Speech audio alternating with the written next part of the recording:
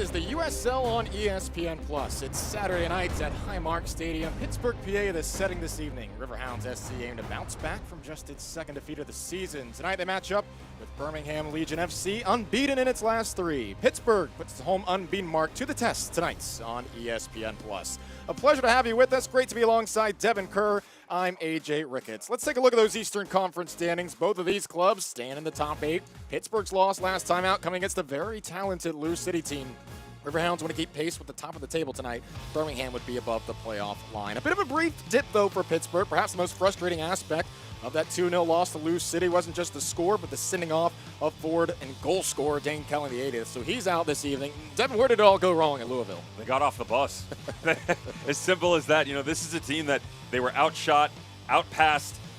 Accuracy was through the roof for Louisville City. There's a level of efficiency that comes with a Bob Lilly coach squad that just escaped them. Sometimes you don't have any magic, but they are 11-3-8 all-time. 86% of the time they get a result coming off a loss from Bob Lilly. Birmingham Legion, they're on a nice little run of their own in their last 3 matches for good reason. They've started to go back to the simplest of ways. They've simplified it on the back line, gone into a 4, 2 holding midfielders. These are the ways that they started their organization back in 2019. Sometimes you get back to your bread and butter, and it starts to produce quality results. In goal this evening for Pittsburgh is Kevin Silva, one of 3 goalies Bob Lilly has used this season. Bit of a revolving door at that spot. 5th start this year, 17th all-time, but that's spread out over 5 years. But understand this is someone who has 34 bench appearances between MLS, the Scottish Premiership, and CONCACAF Champions League. The talent is there. One of 3 goalkeepers. Time to step up for Bob Lilly, especially against a high-quality opponent in Birmingham Legion. And a guy like Enzo Martinez, when I just talked about the formation switching into a 4, they've actually moved Enzo Martinez into an unnatural position, pushing him into the number 9 spot up top. It overloads the midfield, gives them a lot of options moving forward. Says 2 assists this season. We got to have a conversation with Opta because he definitely picked up a 3rd one in the win over the Charleston Battery. Very difficult to track in the way that they've been attacking over the past couple of matches. He doesn't mind playing up top. He said the closer I am to goal, the happier I am. It's a matchup of 2 clubs in the top 8 in the standings. Iron City, Steel City. Kickoff coming up next on ESPN+.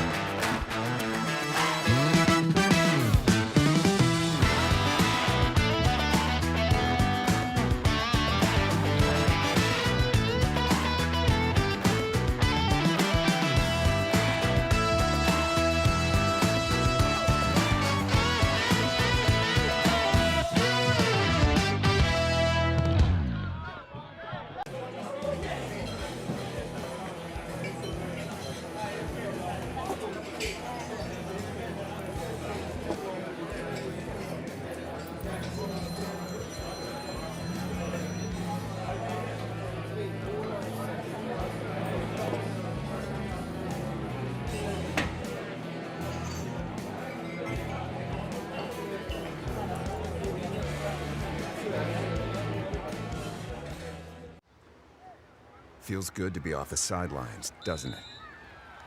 Oh yeah, it does. That extra effort with AHN Sports Medicine got you back here. With every specialty set, custom training day, and personalized drill, you bettered your body. Now line it up. They don't see this move coming. Told you. Go next level with AHN Sports Medicine. Cheer on the Riverhounds all season long at Mike's Beer Bar, Pittsburgh's home for local beer. With 21 TVs, over 300 local beers, and amazing food, Mike's is the place to be. Tell your friends to meet me at Mike's, Federal Street, right across from PNC Park.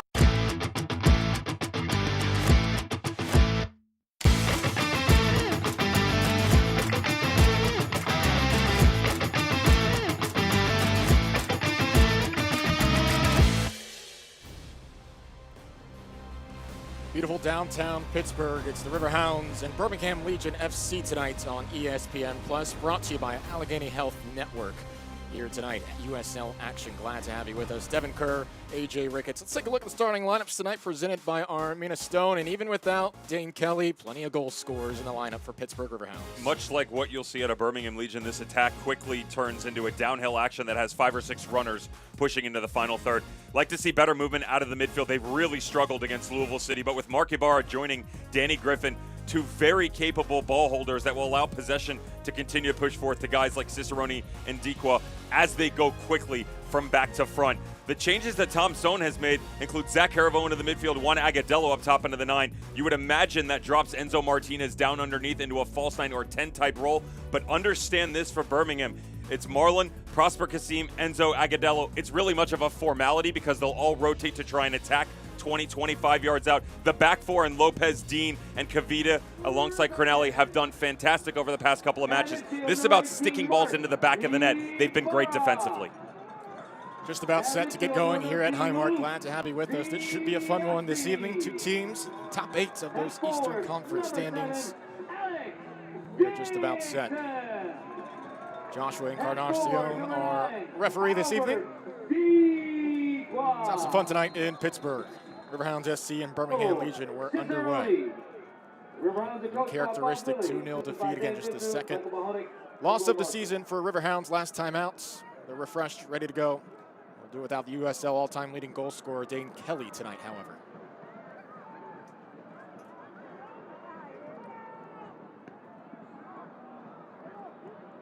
Here's Martinez's first touch, gives it away.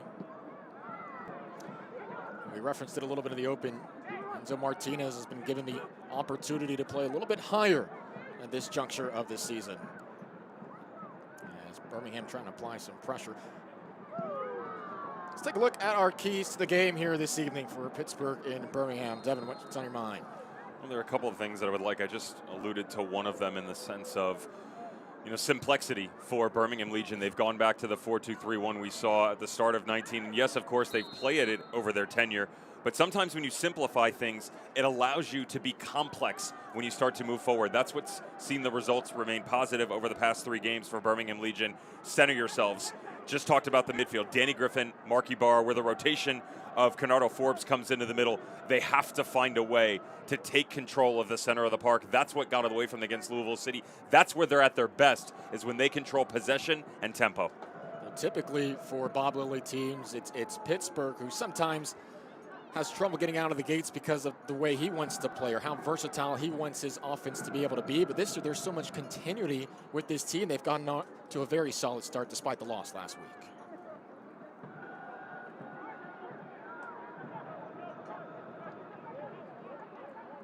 Cast evening in Pittsburgh tonight. It's been rainy and dreary for much of the week. A good night for soccer here today. It's Pittsburgh advancing into the attacking third. Alex Dixon with a touch. Crosses it into the box here. Nobody on the receiving end. Pittsburgh will keep possession. Alex Dixon certainly capable of being an option offensively for Riverhounds now in his 2nd season. Scored 11 goals in those 2 years. As Pittsburgh moves it around the back third. Biasi.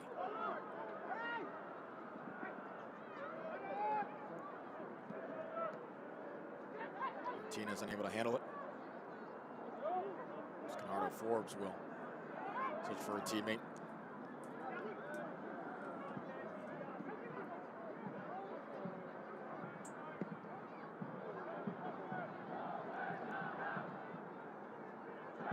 No shame in falling to Lou City, though. Very potent club. High expectations for them this season. It seems to be a regular occurrence for everybody else in the championship, right? Dear Lord, the start that they've put forth. Weekend off. Seems like everybody's chasing in the Eastern Conference standings for the start that has been Danny Cruz. But I would say that there is a ton of quality in the Eastern Conference. Right now, though, Pittsburgh still searching, Birmingham Legion still searching. 2 clubs that have so much talent, though. Much to be desired still. It's played into. It looked like Cicerone had a shot. Oh, it's the first goal early on. Danny Griffin, 4th minute. Pittsburgh is off flying.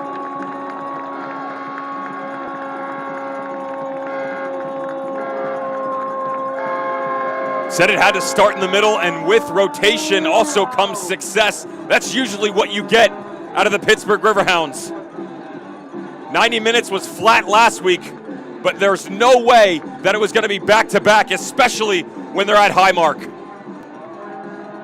Ball had come from a central location, rotated all the way back out to the wing, and look at the amount of numbers they've produced just inside the top of the 18. There's about a 10-yard span, 5 different Riverhounds with the opportunity to put one away, and Danny Griffin pokes his head out. It looks like Cicerone was lining up to fire a rocket, but then Griffin was able to give a touch to himself, square up, send one to the back of the net. It's Pittsburgh Riverhounds SC 1, Birmingham 0. Not even 5 minutes into this match. You said it, partner. Scoreless last week on the road. The score will be funny sometimes. Didn't take him long tonight. Number 12, Danny Griffin. As you see noted there, the first tally of the season for Danny Griffin. This is chipped in on target. Well done in goal by Kevin Silva. One of his first opportunities today. It's not like anything was overly groundbreaking for the goal itself, but it is a different look once again for Bob Lilly. And that's one thing that when you're looking at the Pittsburgh Riverhounds trying to scout them, it's kind of a guessing game at certain points in time, right? Where Luke Biasi had pretty much played so far his career for the Riverhounds this year on the right-hand flank in midfield. Last week against Louisville, they played him at left mid. Tonight, you start him at right back. They switch more into like a 4-2-3-1 type role, which, again, it's not that we haven't seen that before. It's more like, what have you done for me lately? And all of a sudden, everything like a jigsaw puzzle gets thrown into a jar, and you just splash it out on the table, and he goes, okay, this is how we're going to have success. But that's how good of a manager he is. I don't fault Birmingham Legion for not necessarily understanding what was going to come at them. A lot of teams look at that. But this is also where Birmingham have gotten themselves into trouble a little bit. There's so much talent for this team. Right, this team, you look at them, at least I do, this is a playoff team. This is a title contender for sure. Sometimes it just takes squads a little bit longer to get going. That's a good analogy for how the season has started, and unfortunately for them, how this game has started, going down inside 5 minutes. Plenty of pieces who can equalize this very quickly, though. Martinez, one of those, was pleading for a corner kick. Kevin Silva will send it off, however. Can't watch the match? Turn on Sirius XM FC 157, North America's only 24/7 source for engaging soccer talk, including USL All Access Tuesday nights at 7 Eastern. Plus hear live matches from the USL, MLS, English Premier League, and more, all on Sirius XM FC 157 and the Sirius XM app. Dan Kelly, no problem thus far for Bob Lilly's squad. Always a model of consistency in the USL. They, for a number of different reasons, haven't found the success that they would like in the postseason runs. Last year, of course, COVID protocols ending their campaign early. Supposed to play this Birmingham Legion team. Never got the opportunity to do that. This is the first meeting between these two clubs since 2019. That was probably the most sought-after game that didn't happen. As Dequa looking for numbers. Griffin looking for a second. Played in, but Dixon has back to the ball. A lot of letdown for everybody within that game. There's talent on both sides of the ball, both playing well, and also that was Birmingham Legion's first opportunity to host their own home playoff match. So it's easy to look and think, okay, this didn't go well for Pittsburgh. We didn't get the matchup we wanted. They didn't get the home game. Right? Their fans have been desiring that for quite a few seasons now. But good on Tommy Stone and Jay Heaps, back to the drawing board. You can't really say they've reloaded. They did such a good job of keeping the chemistry of this group intact. And then you add players that sort of you feel like are gonna give you that extra step. An Agudelo, a Martinez, a Horvat. Marlin, of course, on the left wing. Again, offensively, this team has plenty of numbers at their disposal. Just haven't exactly seen them live up to the height yet. The good yet thing, is defensively they have been good. Right? They haven't been able to stick a bunch of the balls in the back of the net, but they're one of the better teams defensively in the entire championship. I would certainly stack them up against the top squads. A giveaway here, a chance for a second. Terrific save, it stays with Pittsburgh. Oh, on the volley, Danny Griffin. Had a great chance there for number 2. Bob Lilly has to love the verve of his group right now. Mikey Lopez looking in front of him, wondering where the coverage was here. He just gets caught inside a little bit, and that's one thing that the Riverhounds can do. They can constrict you down into the midfield and then explode into the channels down on the right-hand side. Great job by Alex Dixon. He's got numbers on the back post. Couple of opportunities. This is what happens. They start to get momentum. They continue to push the tempo, grab 1, 2, 3 early on, and the next thing you know, you've played yourself out of the match 15, 20 minutes in. And Oekel did well on that Dixon opportunity. Perhaps Dixon would like another crack at that, sitting right to the Birmingham keeper. Flurry of opportunities for Pittsburgh Riverhounds in the first 10 minutes of this match. Birmingham undoubtedly on the back foot.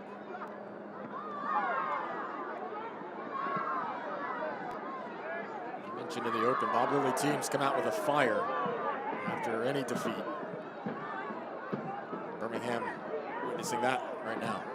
That'll be a whistle and a free kick here for Pittsburgh.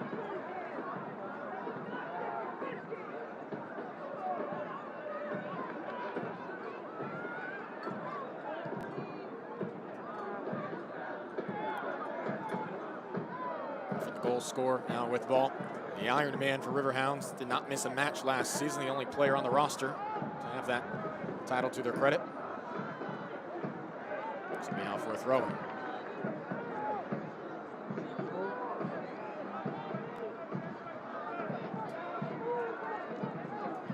Biasi in his first season with Pittsburgh. Just trying to muscle himself in. It's cleared away. Well, you mentioned Birmingham had a 3-game unbeaten streak recently after that particularly slow start. How had they been turning around as this one sails into the river, it looks like, or along the sidewalk? How has Birmingham been better as of late? We briefly addressed it, right? They dropped a couple extra onto the back line. The attacking options are one way to phrase it. The way I like to look at it is you give yourself variables, and I use the word variable because that's usually a detriment to the opponent. Right. You're not exactly sure what's being thrown at you. The team, although a bit more traditional compared to what some of the movements and formations we've seen from them previously, they give each other a lot of coverage. So if you take what's in front of you right now, as the attack starts to move forward, you obviously have to keep the group together, but if for any reason it breaks down, you can take Mikey Lopez, bump him up into the midfield, and he's obviously comfortable. Asiadu can drop onto the back line and help complete a 3 or 4 man look defensively. The entire front four are more than happy to check into each other's positions and sit there for quite some time. So Martinez can play the false 9, the 10, the 7, the 11, and the 9. Sure. You know, Marlon is really the only one that keeps himself on an exterior position, but even he could play in the 9 as well. And so when you give that many looks to an opponent, much like Pittsburgh have done in previous games, it's difficult to understand where the regularities are going to come from. A team having tendencies and being predictable, two very different things. Sure. Predictability is something that you can get out of certain squads in the championship. I wouldn't say that word is applicable to either one of these teams because they can be very complex at times. They're just looking for efficiency within the Legion system right now. You're referencing Luke Biasi, his ability to be on either side of the field. And whether Birmingham is perhaps ready for that mindset earlier, as Martinez will have a free kick here. Another player for Birmingham they're very excited about, Prosper Kasim, who leads the club with 3 goals. He had 2 against Charleston, which earned him USL Player of the Week honors. Martinez, though, the wily veteran. Look at Bob Lilly. Just like what he's seeing thus far. Martinez was talking about his role in the course of this season. He said, look, I like to believe the most important thing is to win, whatever it takes. I'll run 14 kilometers the whole game. I'll sprint to press. This is just a tad heavy. Be out for a goal kick. So I want to do whatever the team needs, although there's no other feeling like scoring a goal, or the closer to goal I am, the happier I am. It's certainly been the case for him this year. Martinez was recently with Charlotte Independence.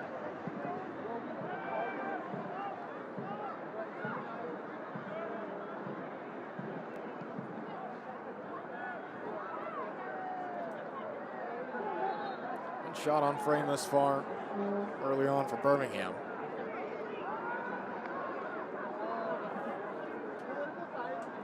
15 minutes here in this match. Celebrating its 75th anniversary, Select is proud to be the official match ball supplier of the USL Championship. Choose what you play with at selectsportamerica.com. Select, league's choice, player's choice.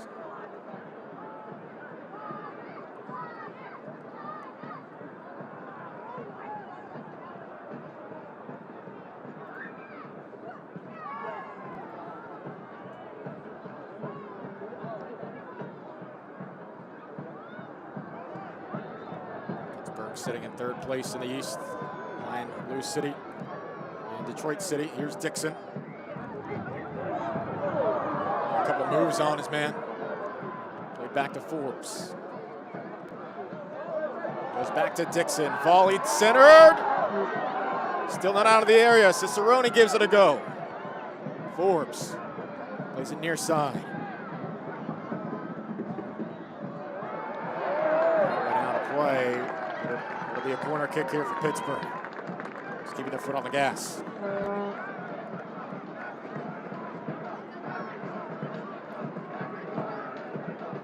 Tense moments here in the first 15+ minutes for Birmingham Legion.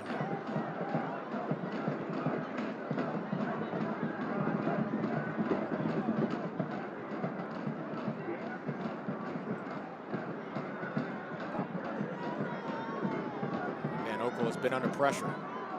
Low driving ball outside the 18. Martinez will try to give his team some momentary relief. To no avail. Numbers still here for Pittsburgh. Griffin. Here's the cross. Header! Just off the mark. Inches away. Albert Dequa that time. Another overload of numbers here. Look at all the shirts once again, similar to the first goal. As the ball's whipped back into the box. Good coverage by Matt Van Oekel on the near post, but there's no way that you can allow someone like Albert Dequa that much time and space. Kavita, Crognali, better conversationalists on that back four right now. Even with the rotation, it is stuff that's going to come right off the training ground, right? Ball from here down into the channel, left footer whipping it back in. Even on the pullback, you have to understand that that immediate run is always going to be just at the 6 or coming to the near post. Uncustomary for either one of those two on the back line to allow that much time for such a talented goal scorer. Kasim will send the corner kick away.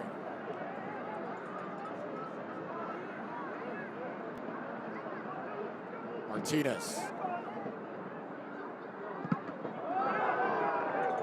Out for a throw-in. This portion of the broadcast presented by Epic Insurance Brokers and Consultants.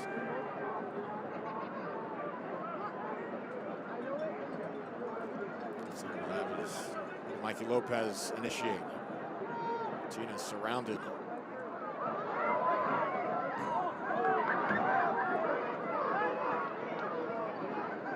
Lopez quickly on his read well along the back line. Martinez turns off his teammate. He picked up a problem from Kevin Silva. Jamali Waite was in goal for the last 2 matches for Riverhounds SC. The product fresh out of UConn. Chase Bosvik started the first couple of matches this season in net.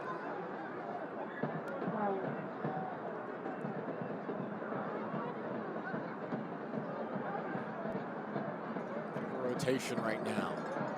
This is set in once more. Van Oekel had to play the crossbar like it was a monkey bar for a moment. It's certainly not unprecedented from the Pittsburgh Riverhounds to show you 2, maybe even 3 goalkeepers within a season. The difference, though, is that usually one starts to set themselves away from the others, right?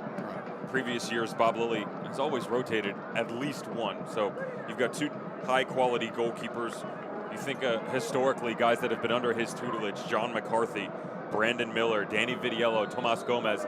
Not only are they quality goalkeepers, they're award-winning goalkeepers. Goalkeepers of the Year, Golden Glove winners, 5 separate individual awards for the 4 goalkeepers combined.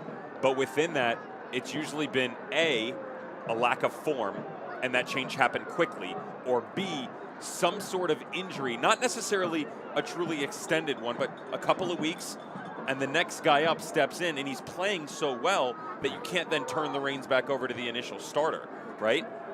That's different here this season. What you're looking at right now with Kevin Silva, 24 years of age. In terms of experience, he is the veteran, right? He's about 6 months younger overall than Chase Vosvik. But the amount of repetitions that he's had, you know, like I said, 17 overall, but it's spread out over 5 years. Right. On the bench, a ton. Talked about MLS, the Scottish Premiership, CONCACAF Champions League. That tells you that the talent is there. The belief that Kevin Silva can be one of those top-notch goalkeepers has certainly followed him at any stop that he's been at. But this is one of those ones where you're coming off a rough loss, you're at home, you're against an opponent that's going to be super hungry, 3 games unbeaten on your own. You got to step up here. Give the manager no longer a reason to think about why you should be. Cement your name into the lineup next time out, and then you just take that momentum and run with it. Silva spent the last 3 years with Toronto FC2. Of course, with his club, spent time in both USL Championship and League One. Bob Billy was talking about. Silva said he's a great young goalkeeper, good technique, understanding of the position. He's going to compete for valuable minutes this year. To Devin's point, certainly a tremendous opportunity tonight against the motivated Birmingham club. It's been on the back foot, though, in the first 20-plus minutes. The flick was deflected away. Martinez was trying to make a subtle run. Dixon forward, too far for Cicerone.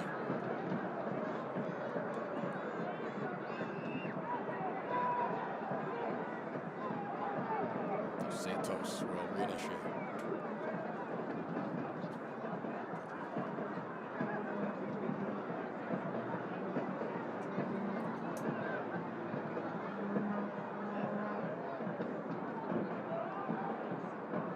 Think that ball ever came back? Poor ball boy or Might ball be girl. floating away under the bridge here soon. They're on a life preserver, just headed down the Monongahela. Somebody will want a souvenir.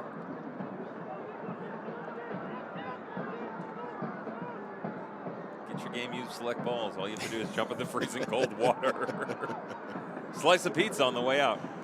Imark had a great crowd the other week against Atlanta United, too. About 5,000 fans, a terrific atmosphere. Bob Lilly was referencing it, certainly very appreciative of that number. They would like to have around 4,000 or so on average if they can the rest of the year. That's well done by Dixon defensively. See if Pittsburgh can advance. Ibarra. Played in, left foot. Oh, didn't get enough of it. That was Tikwa. Just couldn't connect. Not a bad idea. Love the looks coming from the midfield 3 right now with Danny Griffin, Ibarra, and Canardo Forbes. Griffin has actually remained the higher contact point at this point in time, even with his 4th-minute goal. They've pushed him almost up onto the right shoulder of Albert Dikwa at times, if not similar false 9 or 10 playmaking type role, depending on the sequence they're moving forth. But the relationship that's starting to cultivate between Canardo Forbes and Mark Ibarra is the one you should really keep an eye on right now. Mark Ibarra just around the center circle. Canardo Forbes has becoming much deeper than normal considering the players that are around him. There's a good look at him, and as they start to play off of each other, the uncharacteristic step coming from Mark Ibarra is that he's going higher. This is a guy who spent his entire college career at Michigan in a deep lying 6 type role within a 4-3-3, and now all of a sudden you have to have A, the high IQ to go operate under Bob Lilly, but B, to execute it is a whole nother thing. Understanding it is one thing, right? But actually implementing it into the game plan is another. And just inside 25 minutes, the 3 of them have done quite well for themselves so far. Ibarra getting his feet wet quickly. 2021 Big Ten Midfielder of the Year. He's had plenty of records in his time in Ann Arbor.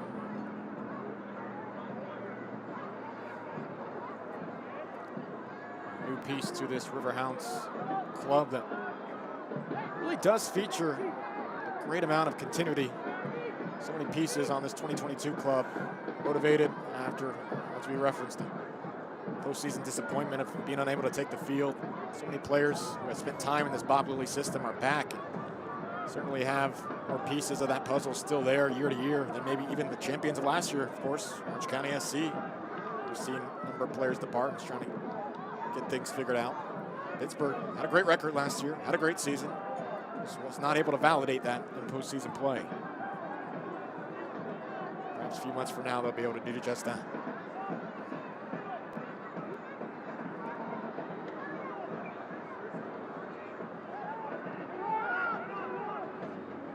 Good performance today against the club on the edge of the playoff line. Though still early, doing it without their best player. Certainly be a confidence booster. It's across the box. Perilous moments. Sent away. It's Birmingham trying to threaten for one of the first times tonight.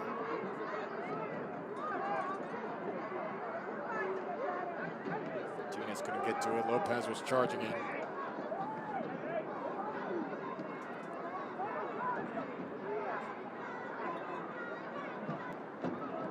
Oekel sends it wide.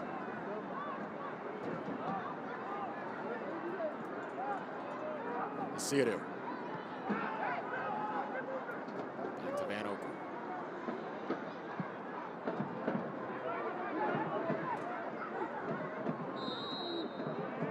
Now go against Santos. Santos and Biasi were dueling.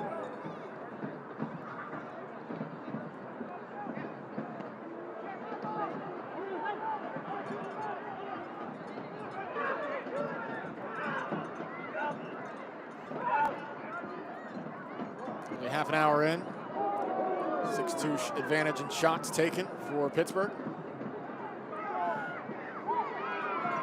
Silva comes out for it. Riverhounds controlling possession as well, 65% to their name.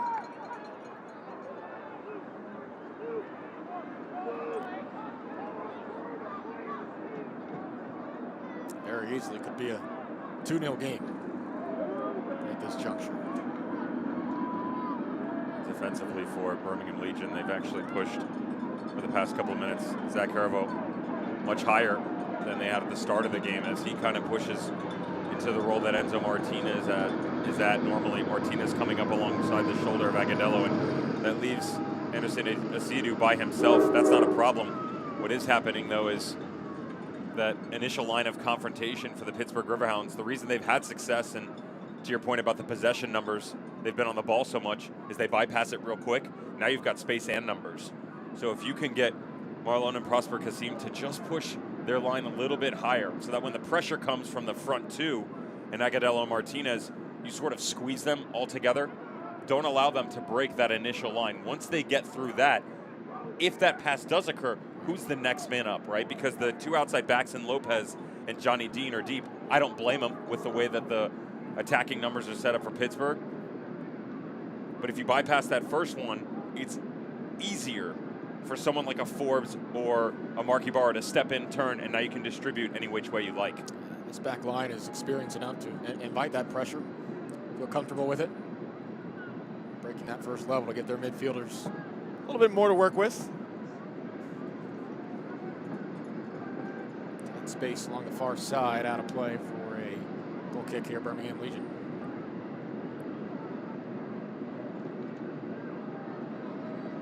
Tinkered with a couple formations themselves here in 2022. 5-3-2, a 4-3-3.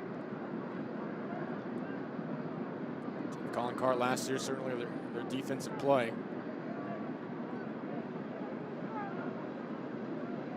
Expansion club starting to make a name for itself in Alabama. Protective Stadium. Looked like a handball from Griffin. Chance upcoming here for Birmingham Legion. Free kick just outside the 18. Talked about this coming into the year, that out of the 27 teams in the championship at this point in time, the Legion, only one of 3 that have made the postseason every single year since their inception. Louisville City and El Paso Locomotive. So they're in real good company. Every year they've taken a step, and this is the one where, as we mentioned earlier, the players that you've brought in, time to push that threshold even further, right? And it's been a slow start, not the end of the world. 3 results, just keep it going. Even though you've gone down early here, still plenty of time and talent to help you get back into this match. They may have a star through they can really market and get behind and Prosper Kasim, who's lined up on the ball here. They'll let Martinez take it, and that's too high. It was always offline.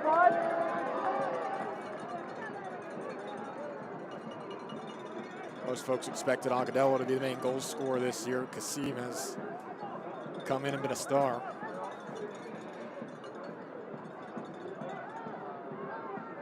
Kind of leading role that Tommy Sohn, President Jay Heaps always envisioned. His most impressive performance again coming against Charleston Battery. A pair of goals that earned him USL Player of the Week honors. A tall task in front of him this evening on the road, where Pittsburgh is unbeaten this year, unblemished. 3 wins, no draws, no losses. Agudelo bring it in.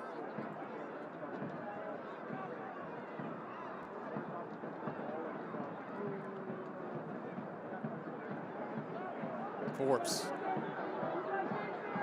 has options, pushes it far side. Cicerone goes back to Dixon, deflected, and out of play. Loaded up that far side on the run. Corner kick here for Riverhounds SC.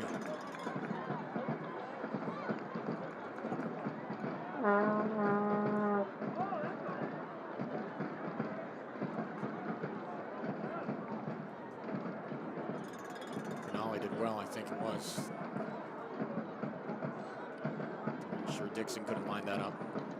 Johnny D in the area as well. Forbes takes the corner. Miscommunication between 2 Riverhounds, but it'll stay with Pittsburgh. Forbes, low cross. Oh, what a save, Van Oekel, my goodness. Denying Dikwa.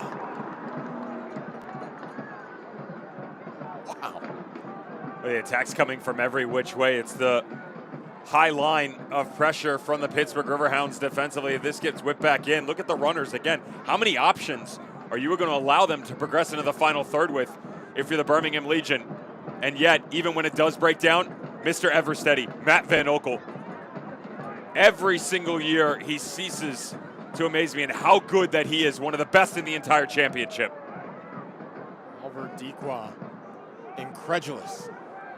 He thought he had Pittsburgh's second. And Oekel had other ideas in mind.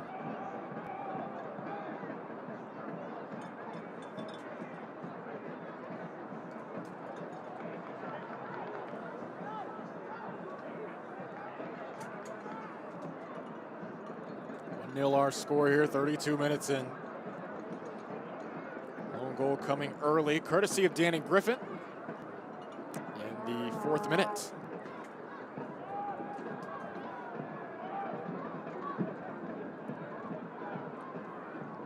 Here's the other thing about it too, right, is the struggle to find your way within a game. Pittsburgh Riverhounds, that's their 4th goal in the first 15 minutes this year. No other team in the championship has more. Right. So even though it was not great against Louisville City, this team, they want to make you chase and play into their hand. When you go down a goal, that's exactly what happens. It's a difficult place to play for sure. The weather can be very comforting, but also test you. The wind can give you troubles at certain points in time. The field, a bit more constricted. You know, it's smaller for sure, the bounce on the turf. These are all things that you have to take into account outside of all of the preparation that you've brought in throughout the week that your manager's put in front of you, right? And so you give up a goal and all of a sudden you're looking around going, it's Groundhog Day. What do we have to do to get back into this, right? And that's kind of what's going on for Legion this season. They're just searching right now. The way that they've tweaked themselves over the course of the year, as well as within this game, they're trying to find a rhythm that they can find success within.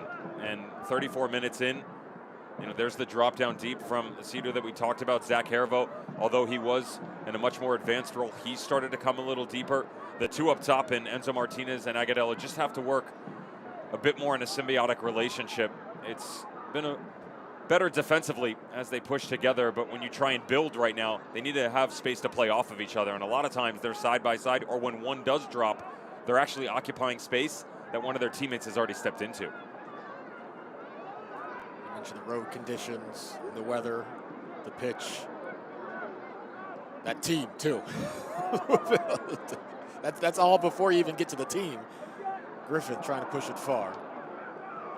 Louisville has been tremendous in the East. You look at the whole picture of the USL, and Sacramento, of course, off to a sensational start, as well as Colorado Springs.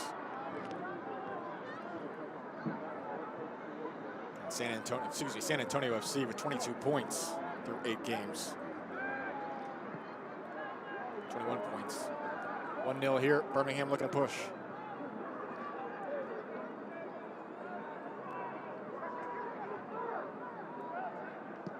Long strike. Well off target. Slow starts not the end of the world, though. In the past. It is May.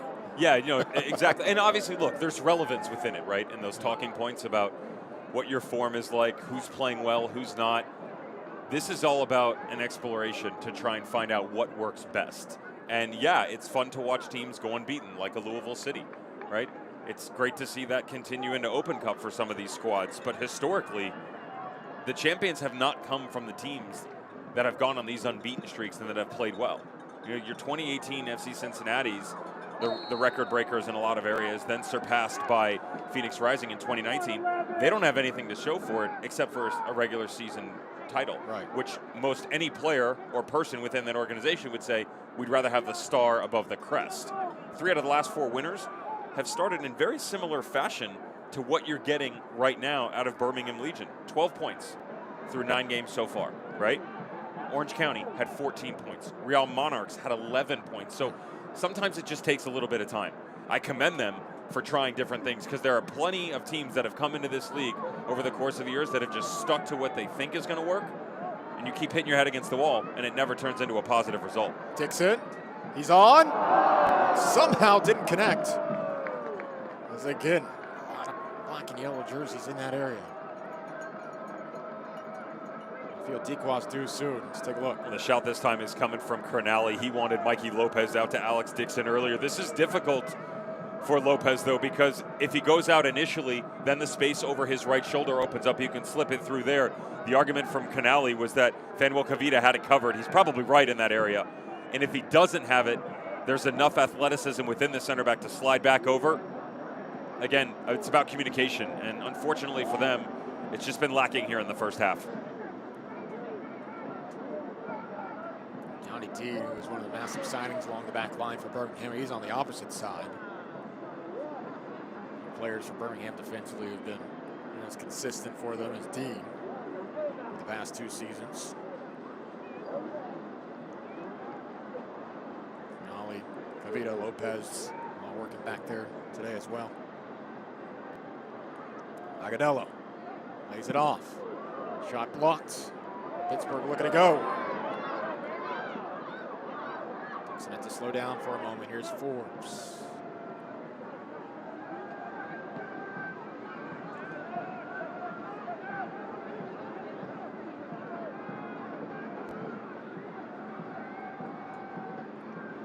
Starting to approach the final few minutes of the first half. Controlled by the home club here at Highmark.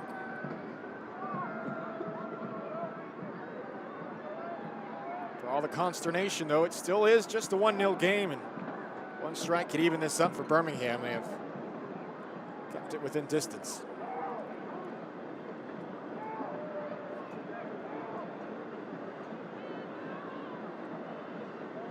Certainly probably would prefer a less exciting first half from their opponents. Stressful way to get towards the end of the first half, down 1-0.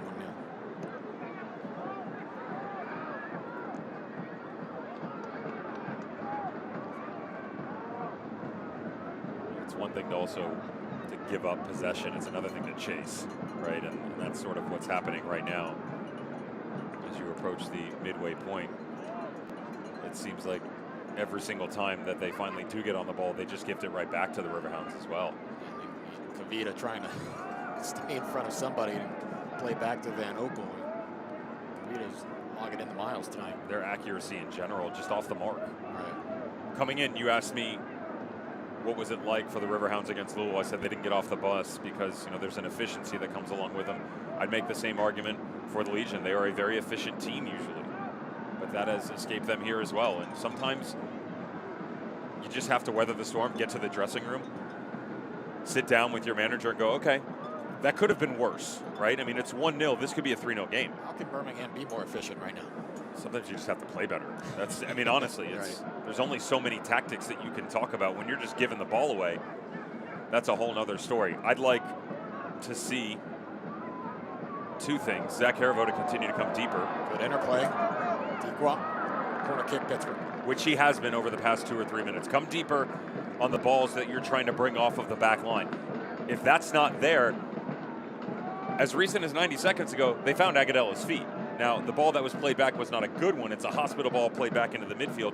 But that's what you do. Look for your two midfielders. If you can't play through them, play over them. And on that bypass, you have to have support coming up underneath. Also defensively, if you're going to continue to send Enzo Martinez up alongside your 9, you got to have help underneath as well. Foul in the box, send it back to Birmingham. It's just too easy right now for the Riverhounds to say, okay, we're going to play here, then we're going to go over here. And really, they don't have to push tempo. They can if they want. But no one's really picking up their marks at this point in time. 40 minutes without much stress for Bob Lilly's squad.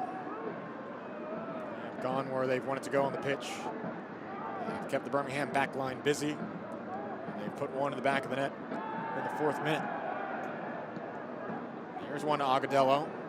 Martinez plays it near side. Will this be the chance for Birmingham? Deflection. Agadello settles it down. That's mishit. They try to be chased down. Santos, good touch. Immediately pressured. Dixon coming in to help throw in here for Legion FC. That was a little better there. Good touch from Santos to bring it in from Van Oekel. I believe that was. Send it to him. Guys trying to get it to him. Eventually harmless.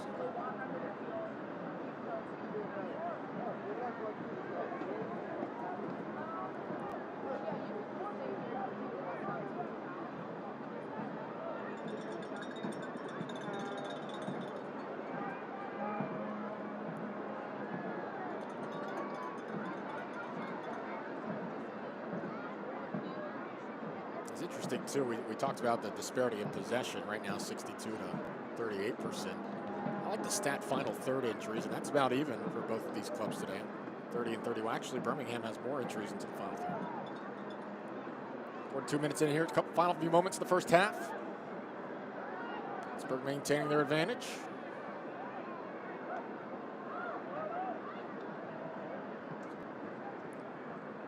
Forbes. Midfielders behind him. Griffin trying to flash to it. Cicerone did well. Dancing with the ball.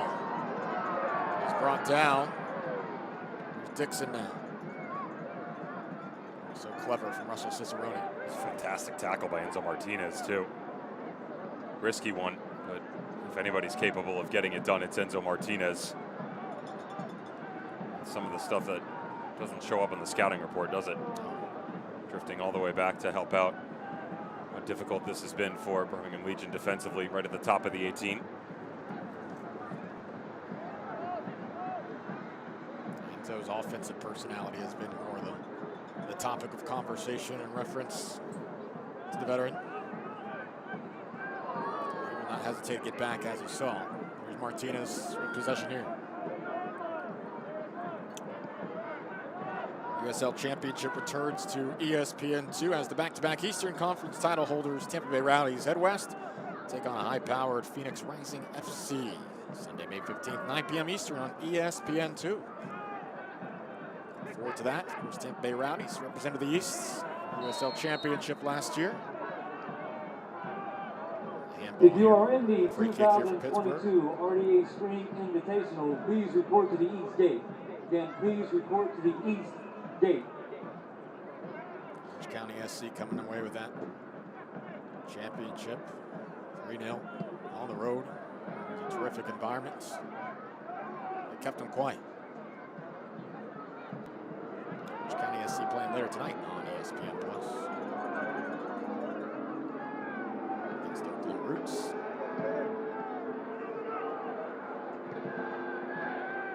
Pressure Pittsburgh continues to apply. Cicerone chipping it forward. Up a little too long for Forbes to bring it down. Pick it up for a throw.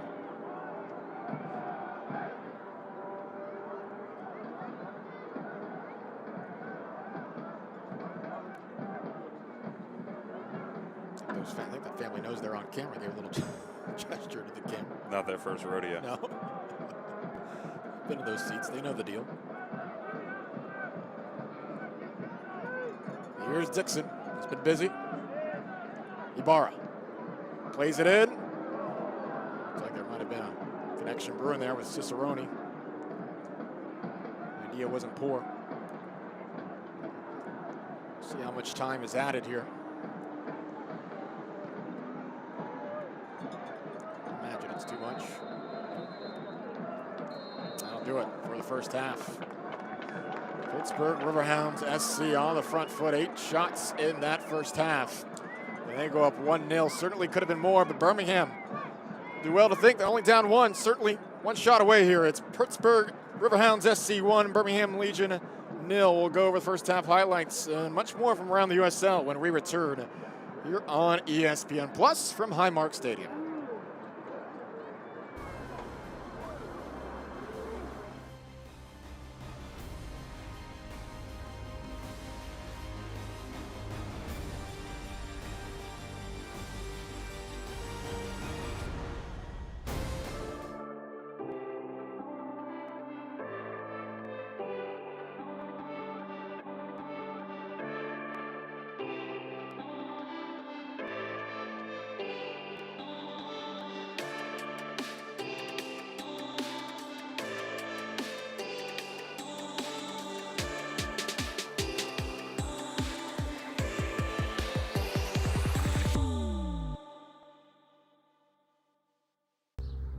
Fun comes in all shapes, sizes, and jackpots.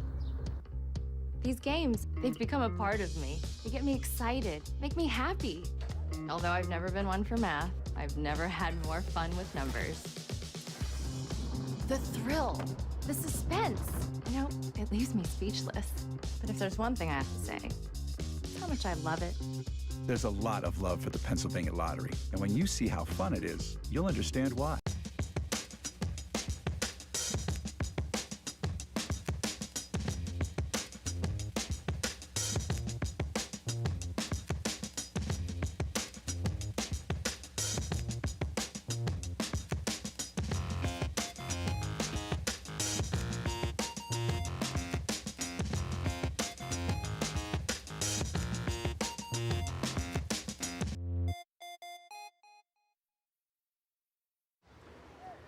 Feels good to be off the sidelines, doesn't it? Oh yeah, it does. That extra effort with AHN Sports Medicine got you back here. With every specialty set, custom training day, and personalized drill, you bettered your body. Now line it up. They don't see this move coming. Told ya. Go next level with AHN Sports Medicine. Well, halftime at Highmark Stadium here in downtown Pittsburgh. Riverhounds SC up 1-0 over Birmingham Legion FC after 45 minutes of action. This is the USL on ESPN Plus. It's great to be alongside Devin Kerr. I'm AJ Ricketts, taking a look at the next couple of matches for Pittsburgh Riverhounds. An easy slate of games. They'll have one more at home before hitting the Sunshine State for a slate of games against 2 teams in playoff position right now in Miami FC and Tampa Bay Rowdies. I'd have a bone to pick if I was someone in the front office for the Pittsburgh Riverhounds because you went from the Legion, El Paso, the Rowdies, Miami, Detroit, all of which are right there within the pecking order of quality teams in the Eastern Conference. How does it shape out? This is a stretch for the Pittsburgh Riverhounds that could make or break their hopes at a hometown playoff game come playoff time at the end of the season. For the Birmingham Legion, Their schedule is a little different. Now for them, they've got to navigate this away road, right? So you were home, a good midweek draw against Miami FC, then you're on the road, you get home one more time against Vegas, then you have to go to Red Bull, and then all the way to the Western Conference and the West Coast of the United States against Phoenix Rising. 2 weeks later, New Mexico United. So not an easy one for Legion either, but these are areas within a season that you look back on, AJ, and you go, that's what turned us around. That's what gave us the hope and the capability to go and push ourselves to another level and get a playoff spot in our back pocket. These games in May and June have repercussions come October. Back after this.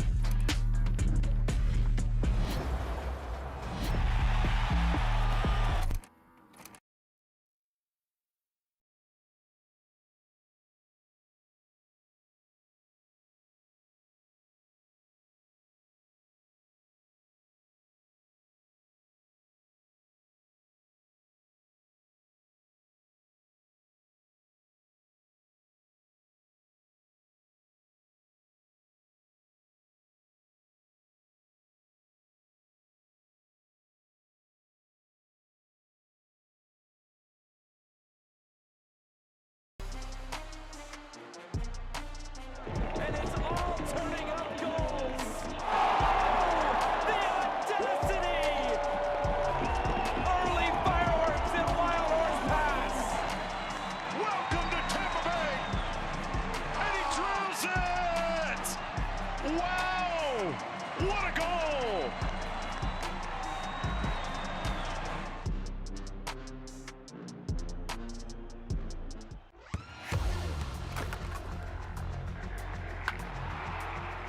We all have goals. But let's be honest. Most of us aren't going to be professional athletes. But if your goal is to finish your degree, we can help. Come to a university that puts your goals first.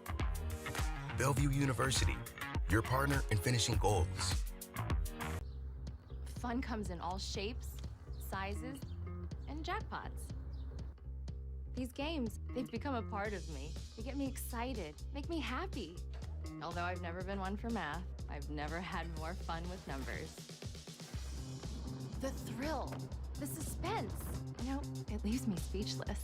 But if there's one thing I have to say, it's how much I love it. There's a lot of love for the Pennsylvania Lottery, and when you see how fun it is, you'll understand why. USL action on ESPN Plus. It's Pittsburgh Riverhounds SC up 1-0 on Birmingham Legion. Riverhounds third in the East. Birmingham Legion right behind that playoff line. It's been a fun one thus far. More so if you're a Riverhound supporter like these guys right here. AJ Ricketts, Devin Kurtz. Take a look at some news and notes from around the USL. Of course, the US Open Cup continues. I love seeing the home scenes of so many of these games. Great atmosphere. That will continue here moving forward. I love the Cardinal Stadium finally opening for Monterey Bay. Here we go. Frank Yalla back at home. The organization that was down in Fresno finally, after 7 straight road matches, the schedule has not been kind. They have a place to call their own. Good luck to them. A couple of matches underway here tonight as we take a look at some scores from around the league. I think 1 or 2 Western Eastern Conference games are going on right now. Yeah, San Diego Loyal up 1-0 on New Mexico United. Of course, San Diego 22 points thus far. They've won 3 of their last 5. Hartford trying to build some momentum, up 1-0 over Loudoun United as well. Of course, a number of games to take place over the course of the rest of this evening, especially out on the West Coast. A couple of 10 p.m. Eastern starts as well. All right, let's look at some news and notes and some scores from around the league. Much more coming up here on ESPN Plus. Nice evening at Highmark. The rain has held off. We have a good half of soccer coming up here on ESPN Plus. Back after this.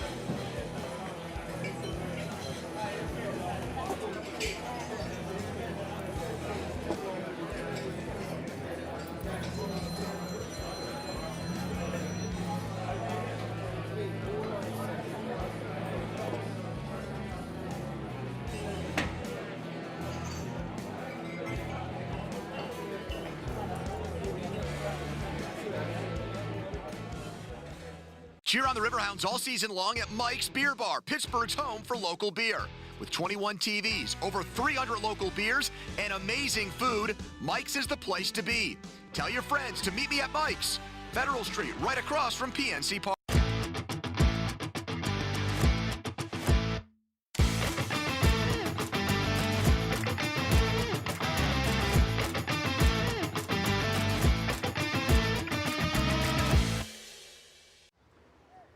Feels good to be off the sidelines, doesn't it? Oh yeah, it does. That extra effort with AHN Sports Medicine got you back here. With every specialty set, custom training day, and personalized drill, you bettered your body. Now line it up. They don't see this move coming. Told ya. Go next level with AHN Sports Medicine.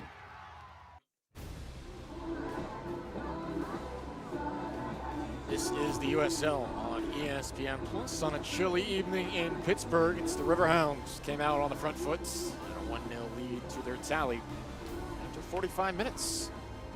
Tonight's from Highmark as we take a look at some of these first half highlights, and it very easily could have been much more, but this, Devin, was the first goal, and it's Danny Griffin getting his first of the season. Great build from the middle spot of the field that rotates all the way to the left as it comes. Where the run's going to come from. This is something they significantly struggled in over the course of the season, especially last time out against Louisville. Instead, you pick your head up. If you're Dos Santos on the left, you've got Griffin, Forbes, Cicerone, Dequa. Pick your poison. The one that you probably wouldn't pick is Danny Griffin. He picks up his first goal of the season, only his 5th in a Riverhounds uniform. And then this is where the pace started to turn up, right? One of the best attributes that comes along with the Pittsburgh Riverhounds on the offensive side of the ball has really been cultivated over the last 16 to 18 months. It's a transitional game. Possession-oriented, always under Bob Lilly, but all of a sudden, it's these 40, 50-yard runs where you get guys running downhill, you provide yourself options, and you spread the back line thin. That's exactly what you got in the opening 20 minutes. So they grab their goal. They continue to apply the pressure. Ball's whipped in from the side. To be fair, could have easily been 3-0. Absolutely. Birmingham Legion lucky that it's still 1-0. Albert Dequa must be... his team's up 1-0, but he's probably a little frustrated in that locker room because that's about the second or third time we've seen him on his highlight. Thank you very much, Matt Van Oekel, by the way, because he had himself a nice first half. Couple quality saves, good pressure coming off of the back line to help out the 4 in front of him. The glimpses that you did see from the Legion, unfortunately, were few and far between because of these careless mistakes. You know, balls that were gifted 40 yards from their own goal. You want to take a chance, ping one up over the top, put a ball down into the channel, let someone run onto it. You can't turn it over in the capacity in which they did and expect to have results, especially on the road at Highmark. You saw that final highlight. He had 3 Riverhound players all around Fanuel Kavita saying, where's my help? Where's my back line? Let's take a look at the first half stats. Even in shots, but certainly a drastic differential in quality of those shots. I think Pittsburgh, I flipped those numbers for possession, I think. Otherwise, yeah, it's on the other side for sure. But the identity here is what you want to think about for the Legion. We've talked about them searching, right? This is one of the more efficient teams, a team that wants to be on the ball a ton. You can remove one of those, right? Like, okay, you're going to take the brunt of the possession, but we're still going to be clean when we have it. They lost both of those. Right. They're lucky, again, that it's only 1-0 right now. Adjustments to make moving forward for Tom Sowen and Birmingham Legion FC. His team down 1-0 here at Highmark Stadium. We'll see what adjustments they make coming out of the locker room. We'll come back here on ESPN Plus.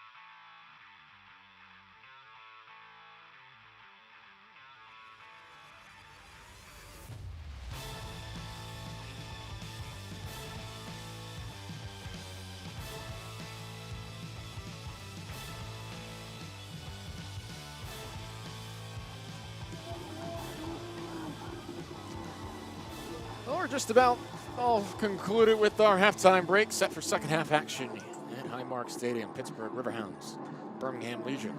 G. Ricketts alongside Devin Kerr. Appreciate you joining us on ESPN Plus tonight. Here's what else you can turn into over the course of the rest of the evening and the rest of the week. Anything stand out here to you, partner? I'm a big fan of that Phoenix Rising San Antonio game later on tonight. That's going to be a track mate in theory. I'm actually interested in that Oakland Orange County game. Yeah. You know, Orange County has obviously struggled coming out. We talked about the numbers for a reigning champ, that has, you know, kind of stumbled out of the gate. That Oakland team is better than its record is, but at some point in time, you can have slow starts, you can have ideas. The results have to matriculate onto the field. I expect one of those teams after their result tonight to start heading in the right direction. Yeah, we were talking. I was talking to Juan Guerra this morning in preparation for that match, and you know, he's not changing anything. He said, "I'm going to put the same starting 11 out there." You know, I wanted to make sure I kept their spirits high while saying, "Heck, we have a better standard out there. We keep doing the same things. I'll be very confident come October, November, we'll be where we want to be." Good opportunity tonight against the defending champs in Orange County. Over in Irvine. Back underway here at Highmark Stadium. Second half action. Let's see if Birmingham can put together a more complete half, and that would certainly start with crisper passing and some sharper possession numbers.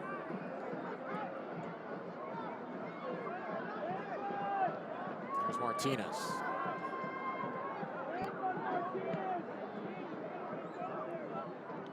Dello trying to bring it down. Well to Shield. Taken away. Good pressure from Oekel Williams. He's not to stay too busy this evening.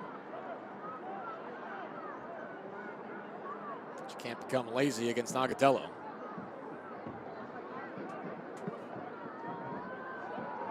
Silva will boot it deep.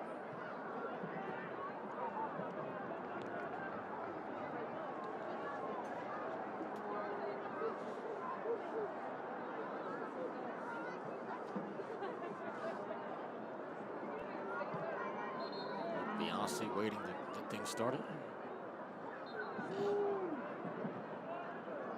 Syracuse Orange. And Memphis Tiger, where he finished out his collegiate career.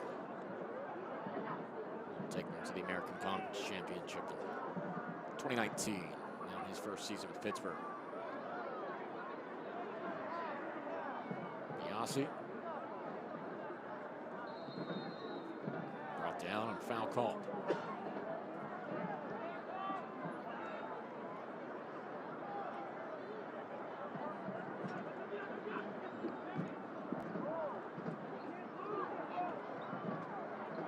Hear Bob Lilly in the background saying, "Can't lose it there." Birmingham generates some offensive momentum early here in half two. I'm pretty sure you play for Bob Lilly, you're not allowed to lose it anywhere. Trust me, if you do, you'll hear it. All politeness, some of the stories that I've heard coming out of the Riverhounds and Rochester Rhinos camp. Let's just say that a nice bourbon over a nice fire is the best way for it to be told.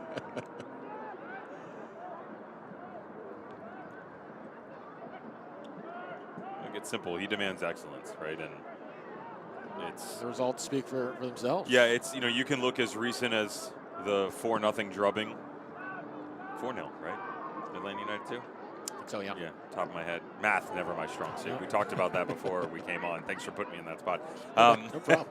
No, I mean, they were playing very well for the most part, and yet 60-plus minutes in, he takes off Luis Argudo. You know, Dane Kelly comes off.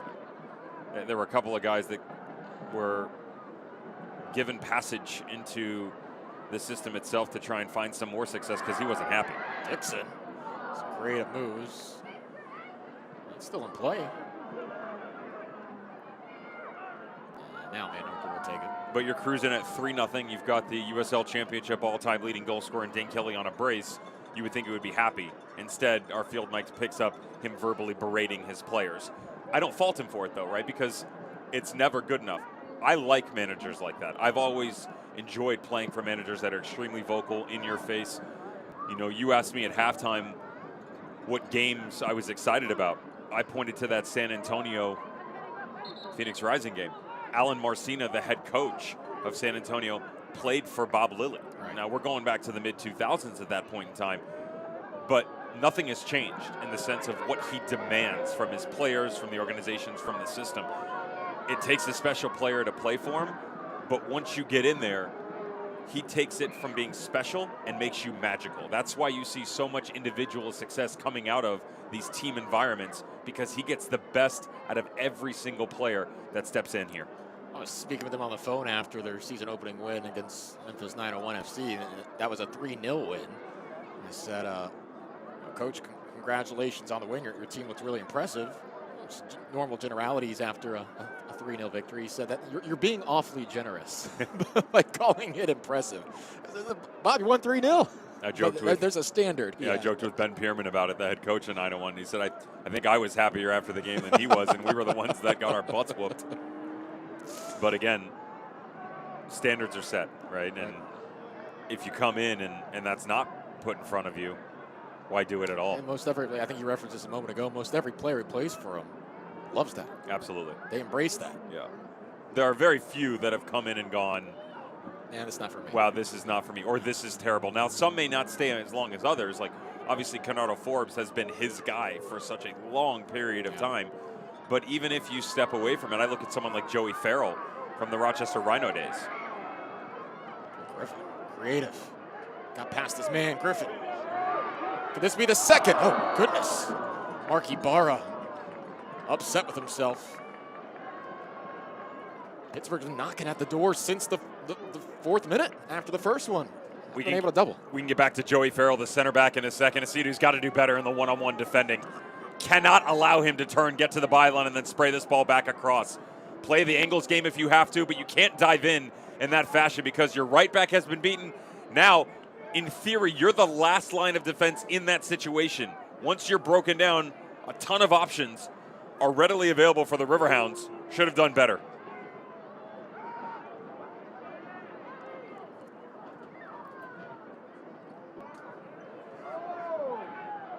Kick is headed right back to Forbes. An offside position. Or no, I beg your pardon. It's headed by the defense, so we throw in here for Pittsburgh.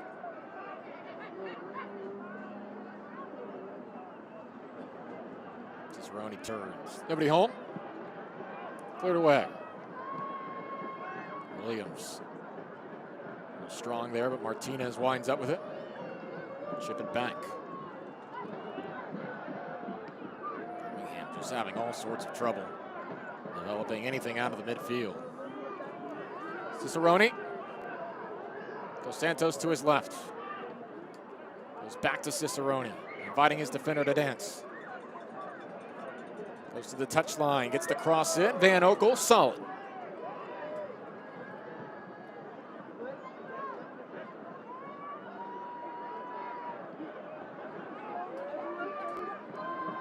Birmingham leaking defensively to start the second half.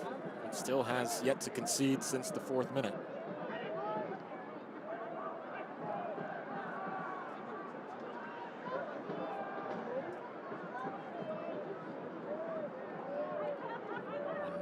Pittsburgh. Hey, Riverhounds fans, don't forget to try the brand new Riverhounds Amber Lager, brewed by Stroud Brewery, during your next visit to Highmark Stadium. And just to put a bow on all of that, obviously there was some action that picked up. When I mentioned a center back like Joey Farrell, who, after his time with Bob Lilly at the Rochester Rhinos, I've spoken to him numerous times firsthand, and he always mentions that he wouldn't have A, gotten the opportunity with Phoenix Rising were it not for his success in the Northeast under Bob Lilly, but B, he wouldn't be the player that he was today if he hadn't experienced and thrived within that type of system and that style of coach. Dequal, great extra touch. Good pace on it for Van Oekel. Not going to let that one slip by him.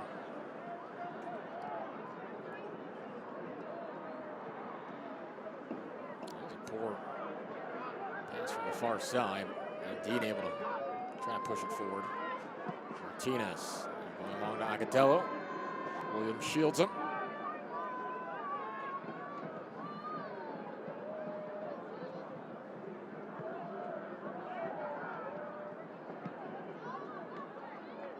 one here for Pittsburgh.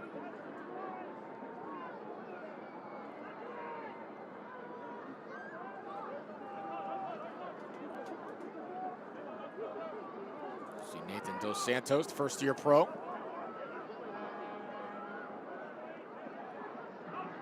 Playing a little bit more forward in the attack. Oh, this is crossed in. Terrific flick. Dixon. No. Griffith keeps it in. Now we have a whistle. Once again, Pittsburgh in the area. Seems destined for a second. Not yet. It may be offside.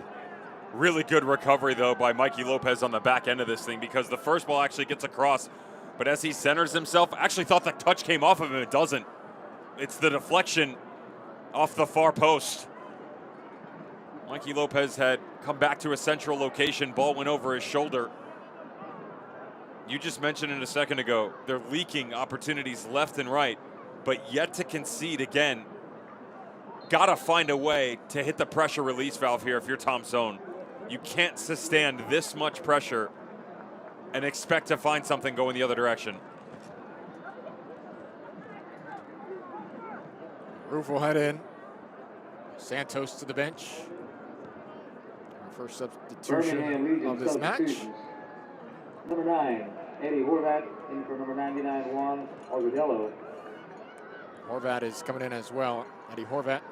Roof, in for number 11, Marlon Santos. Agudelo will head to the bench as well.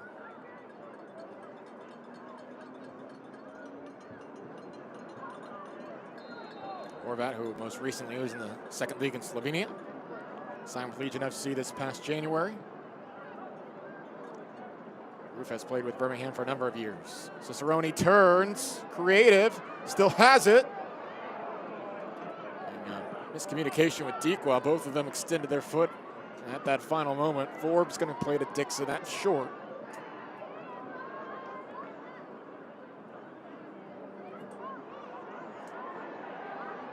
Biasi strong. Dixon inside Griffin, blocked by his teammate. Another frustrating sequence for Dequa, who extended his leg and hit the ball at the same time as Cicerone and then blocked his teammate in a span of about 45 seconds.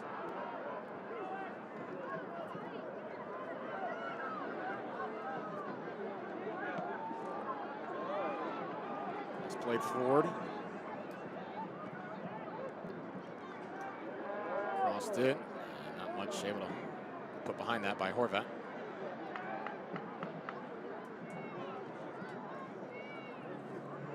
It's hard to have too much cause for concern if you're Pittsburgh, the way they're controlling every aspect of this match, but you also don't want to come up empty for now 53 consecutive minutes after that first tally. You're almost tempting fates. You feel. You win 1-0, it's fine, right? Right. You obviously don't have a crystal ball in the 58th minute, to your point. You don't want to look back and go, well, what if, because of all of these opportunities. Efficiency is a word that always surrounds this team. Cicerone on a run. Here's Cicerone, right foot denied. Van Oekel stays in front. I don't think Cicerone was really able to load up like he would have preferred for that. Might have been able to do better there. Great first touch. It's the second touch that gets cut up underneath him, though. Picks the pocket of Cronelli right there. He wanted to bring that ball back across his body onto his preferred right foot, but instead, the better look, hit it with your left or square this thing all the way back across to the back post run of Albert Dequa. You get caught in that gray area, and the indecision, once again, leaves another chance on the table. The first 75% of that sequence, brilliant. For Cicerone to complete it there. Recovery from Birmingham to their credit as well, as Dixon blocks this out. It looks to be a corner kick.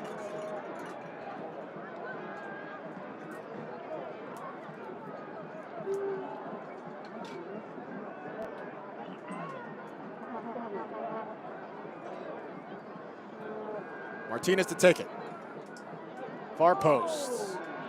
Horvat, his momentum was carrying him away from goal. skies it over, although he's been involved in a pair of headers now in the box since his entrance 2 or 3 minutes ago. Sometimes it is those dead ball situations that even though things haven't gone so well for you this evening, the restarts can help get you back in it, especially with the tall frame of Uni Horvat. I do like some of the changes that have been made, not just tonight, but similarities in previous games where Tom Stone moves 2 pieces, but really it affects 5 positions overall. Jake Roof moves into the right back spot. Johnny Dean goes over to the left side. Mikey Lopez up into the midfield. You'll start to see a more advanced role from Zach Harivo. He'll come higher. They'll pivot 2 at times. Sometimes it'll just be 1 down underneath. Enzo Martinez will come to the left side now. Let's see how much Enzo Martinez and Prosper Kasim are willing to switch as well. Martinez a lot of times will attack to the inside. Last time out in their draw against Miami, we actually saw Kasim go over to the left instead. I was asking your earlier partner what adjustments you would make if you were Birmingham. The first thing you said was play better. Yeah. But now you're alluding to some tactical shifts in positioning, left back, going to right back, guys like Harivo playing up a little further. Now you're starting to see some more tactical shifts. Again, it's difficult to predict, but it is a tendency. All right. Because you know that, okay, well, they'll make changes within the midfield. Sometimes they'll switch it up at the outside back spot, and we know that they have options up top at the 9. The latter portion being something that they've really struggled with outside of Nico Brett since their inception in 2019. This has sort of been kind of guilt by committee. Cerrone lays it off. Griffin. Forbes lines it up. Forbes and Van Oekel could not allow a bouncer there. Secure with it. It's Horvat now. You had Nico Brett. You've obviously got Agadello. They've used Martinez. In terms of 9s, Junior Flemings, J.J. Williams, Prosper Kasim, Brian Wright. These are guys that have scored goals at a ton of different levels, and unfortunately, that hasn't matriculated into results here individually on the statistics side for anybody that sits in the isolated spot up top by themselves. So if you want to recreate it in the aggregate, I'm all for it. They've successfully been able to do it because, as mentioned earlier, they've made the playoffs every single year. Right. But it's time to push beyond that. You don't want to be a statistic anymore. You want to be the #1 reason, right? You want to wear the star. How can you find it that you're getting more than 1 game at home during the playoffs as opposed to a one-off? That comes down to double-digit goal scorers regularly, and unfortunately for the Legion, they just haven't had that. Pittsburgh has been able to keep Prosper Kasim in check. He's been one of the more exciting options for Birmingham this year. Martinez turning. Has more space than he's used to today, but not able to do much there. He's been hounded so much this evening, perhaps felt like he had less time than he really did in that particular scenario.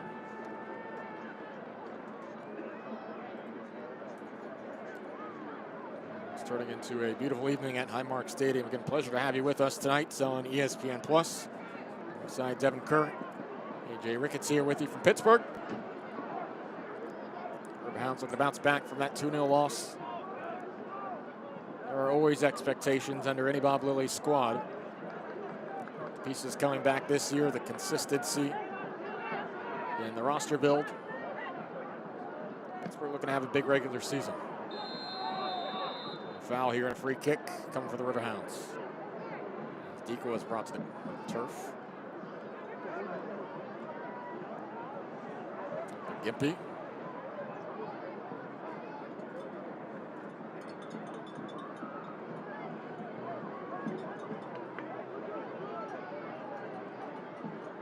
Lopez pleading his case. He's on a yellow right now. He has to be careful.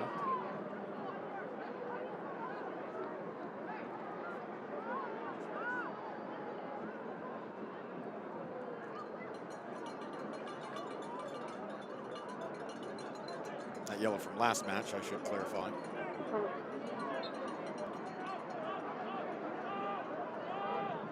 USL Team of the Week honorable mention recently as well. Another whistle. Volley that time. Pittsburgh has options here. Kavita not happy with the referee's decision. Coming up over the back of Albert Dequa is Alex Cronali.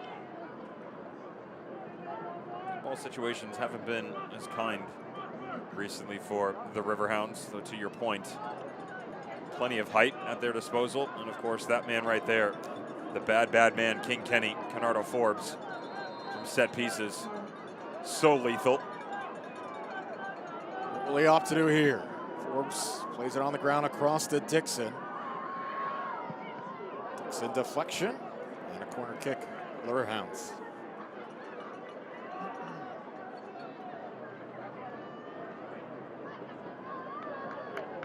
Dixon able to evade that initial defender on that sequence as well. He's caused problems. That first step, leaving along that far side.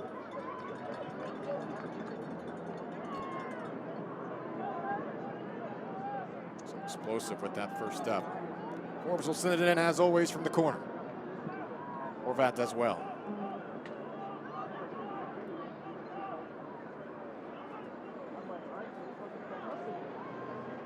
Pushing once more. Forbes goes low this time. Flicked by Griffin. Dequa was it for a foul.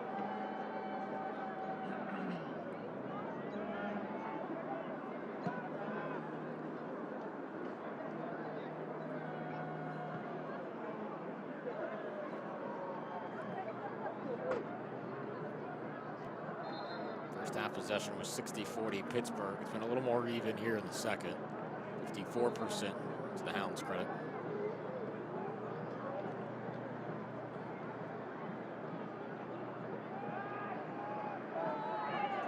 Sure doesn't feel like that, though.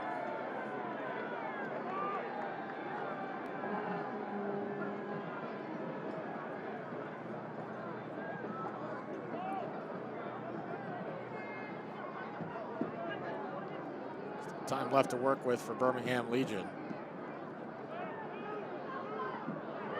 Great flick by Dequa. Griffith surging forward. Find a second there. He wants a corner kick.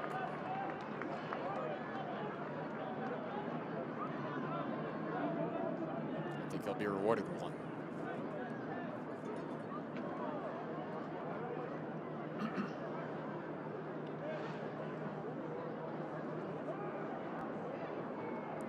Providence Fryer has been very active today offensively for the Riverhounds.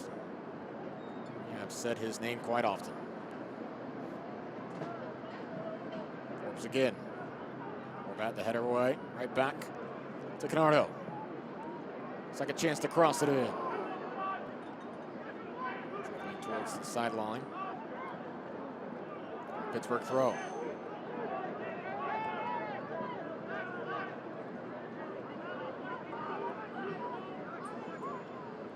For how many men Pittsburgh has brought forward here today, all throughout the match, we've rarely seen a competent Legion counter as well. There's not been a lot built up.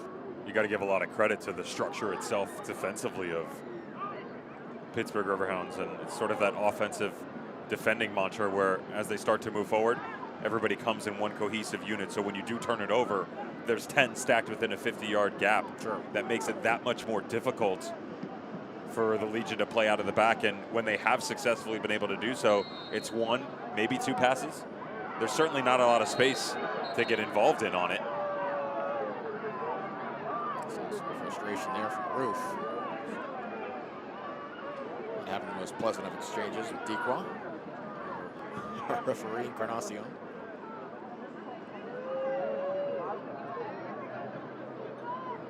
Shout out to Albert Dequa, the world's smallest shin guards that I've ever seen. I tell you, man, Yeah.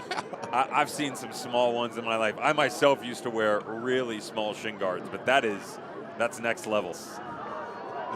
I'll never forget the first time that I had ever gotten myself into trouble was actually when I went off to college. I'd left my shin guards in our dressing room, and our dressing room at school at Stetson Right. was on the other side. Martinez here. Plays at center and cleared away.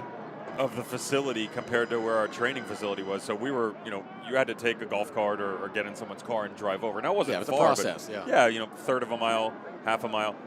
And I left him one time, and I didn't know that one of the specificities of our manager at that point in time, have your gear, right? It's simple enough to be said, but all right, everybody makes a mistake, right? And I left my shin guards, and the guy who actually took me on my recruiting trip, or was my host, I should say, was someone who I knew growing up. I'm still friends with until this day. He said, "Don't worry, follow me."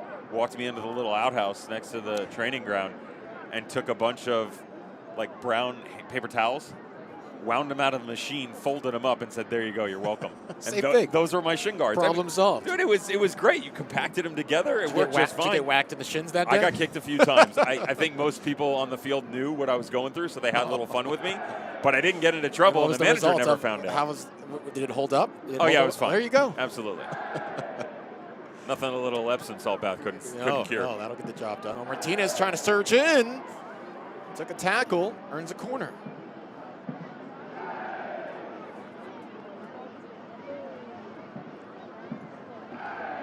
First minute here as Martinez quickly lines up for the corner kick. Punched away.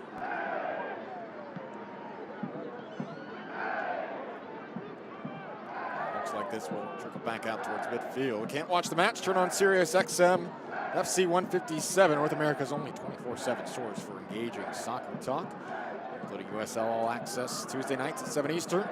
Plus your live matches for the USL, MLS, English Premier League, and more, all on Sirius XM FC 157 and the Sirius XM app.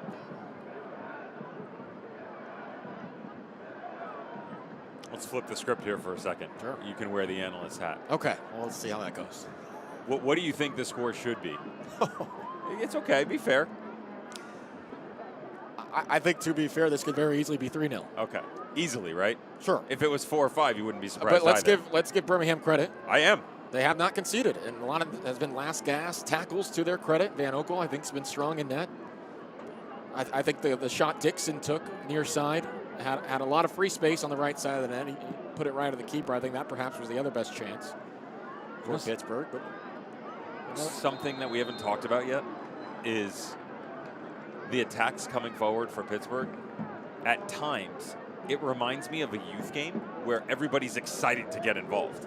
I mean, we've looked up and contagious. Yeah, we've addressed the amount of options available within the box. There have been moments where they've actually overrun each other. Right? Runs to the same spot on the near post, or when the ball gets cut back across. Cicerone and Dequan, right? on the Bingo. center. Yep. Cicerone and Dequan, where they were on top of each other, and there's no clear-cut vision of who's going to step into it. Sometimes when you just slow the game down a little bit, things start to come to you more naturally. I feel like that's kind of what's gone on here for the Pittsburgh Riverhounds over the course of the night, because if you told me the game was 4 or 5-0, without showing me the scoreboard, I wouldn't be surprised. Right. Yet seeing the scoreboard, I can also understand why it's still only 1-0. Well, even on that first goal in the 4th minute, I thought it was clear-cut Russell Cicerone to take it on a volley. Danny Griffin was facing away from goal. It was a marvelous turn, but I was almost surprised he decided to cut Cicerone off. Thought it was a miscue. It surely was not. Martinez. Oh, he goes across. Just a little bit too strong for Asiadu. Still has it here. Deflected towards the center. Martinez now going near post. Kasim. Nicely done. Kasim keeps it. Kasim trying to load one up. Can't get that past Williams. Bit more to work with here for Legion FC. Ooh. And a free kick upcoming as Cicerone with a chomping challenge. Brunali went to the turf. Birmingham hasn't had the most amount of set pieces today. They need to try to take advantage of this. There's a threatening position. Cross this diagonally. Get a header to it. There are options here. I give Alex Cronelli credit on this because he knows the contact is coming. Just steps that big frame, not into it, but through it. Carries the full brunt of the force, gets right back up, and he is one of those bodies that's readily available on the back post should you want to lift it in next to Fanuel Kavita.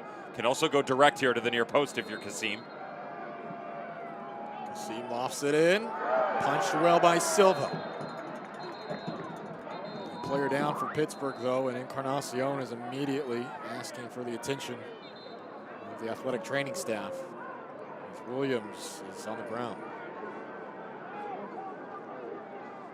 There are lots of bodies in that pack there, Devin. You saw Kevin Silva when he comes off the line. He definitely brings the arm away from the torso, and you can see him in the punching motion. I didn't see him connect with his own player, though.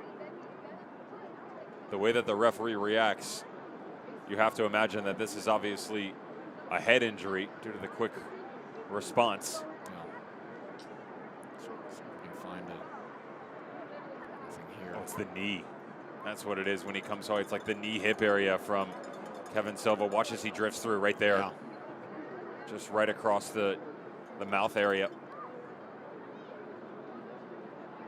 Silver lining, not the head. Sure. Bad news, visit to the dentist.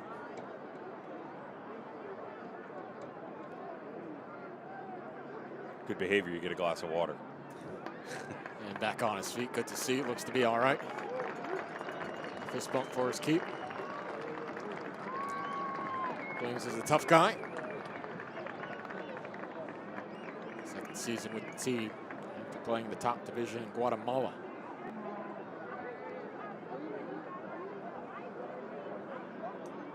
Trinidad and Tobago International.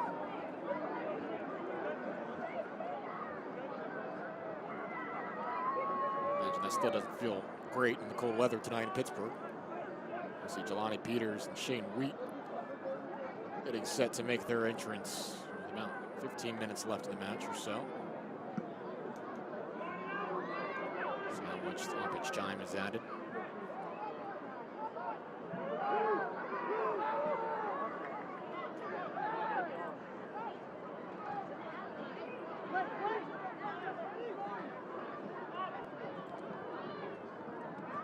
Let's see if anything changes for Birmingham.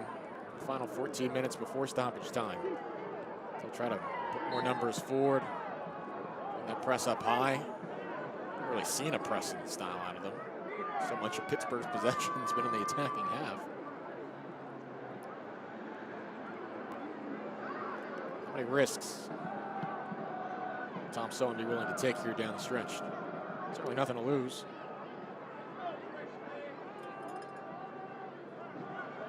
Cassie will toss in. Prosper Cassie sends it in. Earns Birmingham a corner kick. If I'm counting correctly, and I'd like to think that I am, I just saw 4 players from Pittsburgh Riverhounds on the sideline get ready to come in. Dear Lord. Line change.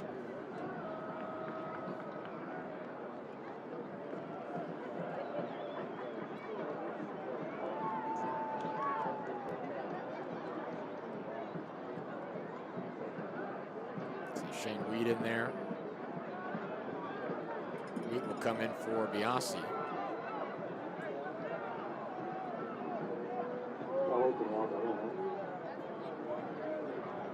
Pittsburgh Riverhounds substitutions. Number 4, Dan Rivera.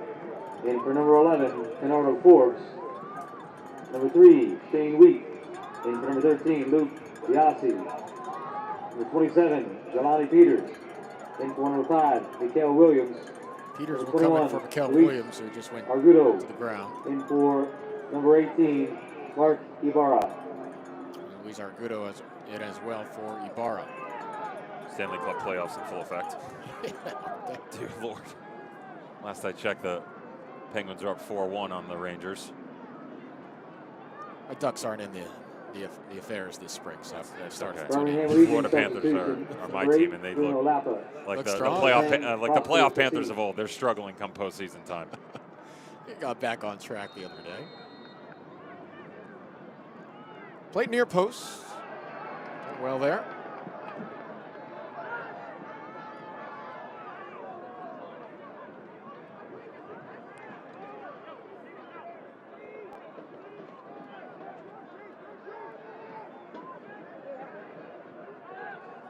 Devin, are you impressed with Pittsburgh, with their offensive attack today, with the chances created, or is there an element of disappointment with the number of chances that have gone awry? The latter, for sure. if you came up against a Legion team that was playing at a higher level, or another opponent like a Louisville last week that just seems to check all the boxes, you can't get away with a performance like this, because they'll, A, not allow you to have as many looks at goal, and B, got to find a way to be more efficient when you do get them. The creativity lacking for sure on Legion's side, and though they've definitely coughed up a ton of chances, it's still 1-0. I mean, all you need is one special moment within the run of play, a counterattack. You need something from a dead ball situation, a mistake from the Pittsburgh Riverhounds, and that unbeaten streak that was 3 games coming in goes back to 4 real quick. Leave the door open for a competent club in Birmingham that hasn't shown all they would like to tonight, but no doubt would have a moment of inspiration in them. That would not be doubted. Well, I bet you if you asked Bob Lilly as well right now, and he would probably say the same thing, because 10 minutes is not going to overly affect his opinion of tonight's performance. No. If you asked him on how the game went, he would probably say that it was a bit more of the Legion not being at their best as opposed to Pittsburgh Riverhounds being that good, right? And not to say that the home squad has been poor by any means, but there have been plenty of things thrown in their direction that came a little bit simpler than they should have. Right. Still, to their credit, if you can rack up wins when you feel you haven't been at your best, that is always a characteristic of a high-level club. And still 3 points in the bank. At the end of the year, you look back, who cares? Apply the lessons learned and move forward. Yeah. To my point earlier, you grab another home game, you sit in the #1 spot, grab a bye, what have you. The playoff structure changes every year. There's a tackle. Sometimes you do have to grind, right? That works for both the Hounds tonight, who, with all of their chances, just the 1 goal, maybe it ends up 1-0, and okay, guys, we did create a lot. That's a positive talking point. Let's be better next time out. And yet, with inside 10 minutes to go, speaking of grinding, it's been off the mark for the Legion. Go nick a goal at the other end and get out of here with a point. Be happy, right? Guys, listen, it wasn't our best. We understand that. But we managed to persevere through. We gave up a ton to the opposition, and yet still we're going to come out of here with a point. Now, you got to go find an equalizer in that aspect. It hasn't felt as if they're close. Crazy things happen in the final 10 minutes of a match. To finalize all those subs for you, it's Argudo, Rovira, Jelani Peters, and Shane Wheat. Those are the 4 that are on. With Biasi, Mikael Williams, Conrado Forbes, and Marky Barra are taken off.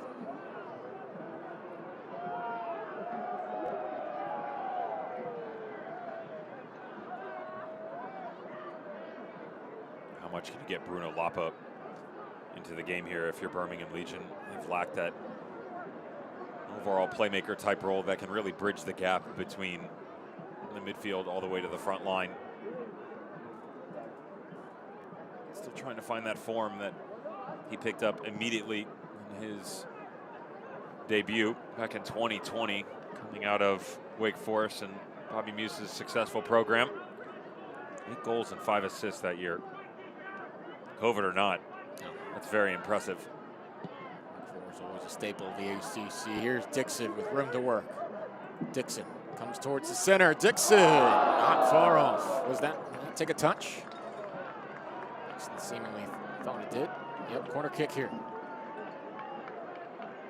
Didn't look like he caught this very square when he puts his plant foot down, almost like he touched it on his own right there. Puts his plant foot down, comes back across the body, knocks it off the mark just a little bit. Gets away with it, though, as the deflection pushes it just outside the post of Van Oekel. Van Oekel soaring high for this one. He's kept his team in the match.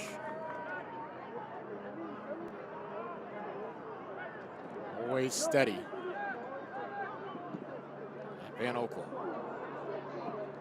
Get the shutout tonight, which would have been his 29th in USL action.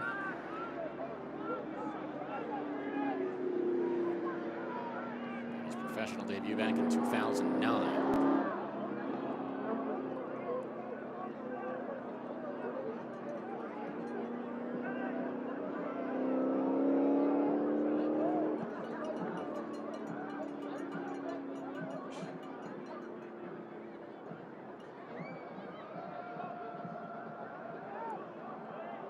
Dixon just sending it deep as Dequan was trying to battle.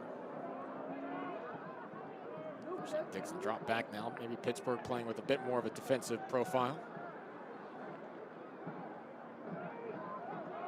Birmingham 5 minutes of inspiration in them. A bit too much dribbling around traffic there in the midfield. Pittsburgh trying to make him pay. Not the best pass from Cicerone. He got it back. A turn.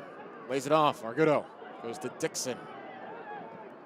On the ground. The turn. And Oekel once more.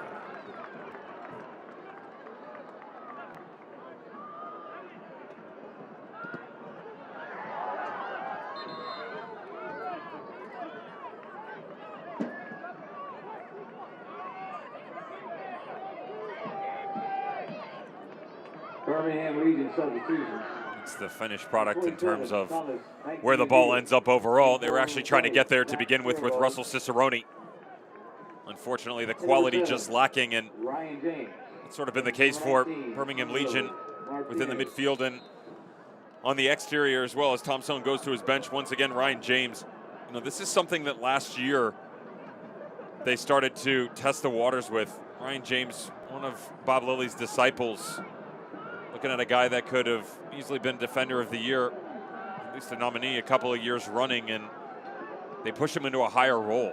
Now, that was out of necessity based upon injury and international duty, but he thrived within it. And the good news is with 5 minutes to go, you're that much higher up on the pitch, it's almost like anything goes, because defensively you can get away with not providing as much coverage because you're trying to go find that equalizer.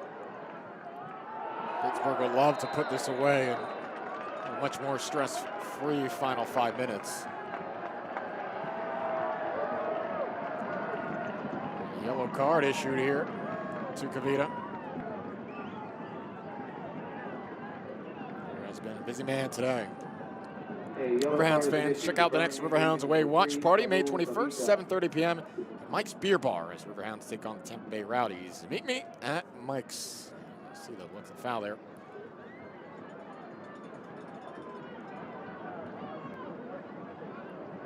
Set piece here. Opportunistic. Pittsburgh B.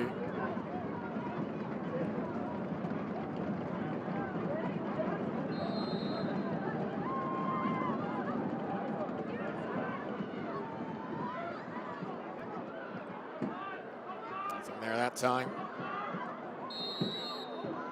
And foul on Pittsburgh.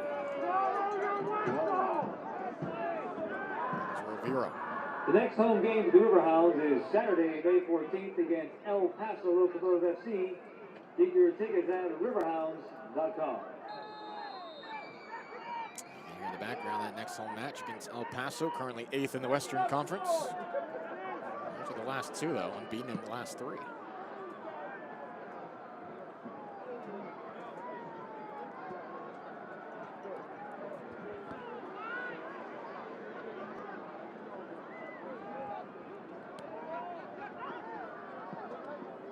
Cicerone playing it long, nobody home.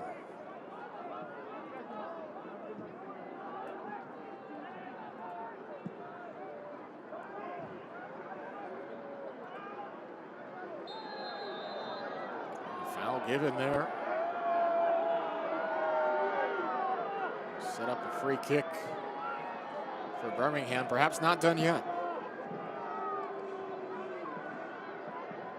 There's Robbie Dambrot. Fans, just as a reminder that after the game, players will be signing autographs for fans. Make sure you stick around to meet the team. This who jumps over it, Bruno Lapa, the marksman that can be. All-American has the quality. You're looking at just over 25 yards out. The lineup looks like he'll dip this up over the top. Lapa. Nope. A little bit too much loft on it. It's just something that I don't understand, though, is you're approaching the 90th minute. You haven't had a single sniff at goal. I understand that's a little bit further, but why not test the goalkeeper? Worst case scenario, make him move. At least push it away from the line or make a save. It's really the first true threat you've gotten to go at goal all game long. Silva has not been challenged much this evening.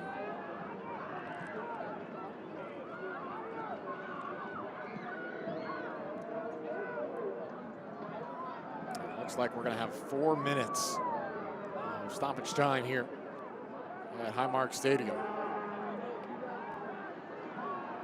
Every spell of possession for Birmingham critical now. There we go. There will be a minimum of 4 minutes stoppage time at the end of the game.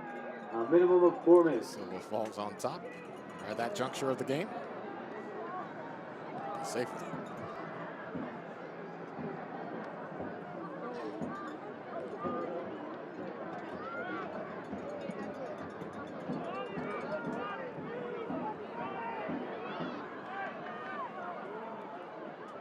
Silva certainly didn't make any mistakes tonight to warrant too much criticism in his efforts to take that spot. It's funny because I always joke that when you don't call a center back's name, it's not the worst thing, right? Because they haven't done anything wrong. You could make the same argument for Kevin Silva tonight. Certainly hasn't given you a reason to go, wow, he earned that. But he certainly didn't lose it either, right? To your point, wasn't tested a bunch, and the times that he was clean. You could make the argument the only mistake that he did have was probably colliding with his own player, and yet he was in a sequence where he had to come off his line and no harm done. No, use the physical attributes he has to his advantage.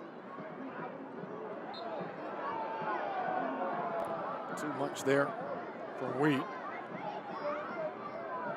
Pittsburgh physical in their own half the last few minutes here. Certainly much too far out to put anything on goal, but again, let's see what Bruno Lapa does. Puts this into the box. Silva, right on cue. And that lone goal of the match coming back in the 4th minute. One of those score not indicative of the style of play kind of games. Things off the back of the head. Flag up, yep. Thought that looked a little unnatural. Diego couldn't get back on side in time. Time ticking down though for Birmingham Legion.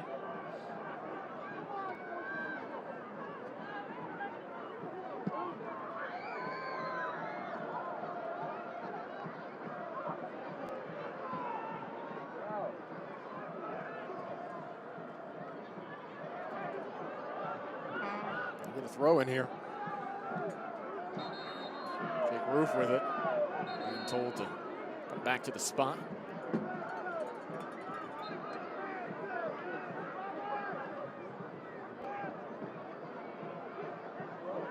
This goes to the center. Here's a turn. Looks like Ryan James might be able to create something out of that. Lopez goes back to Dequa. And they hit the official.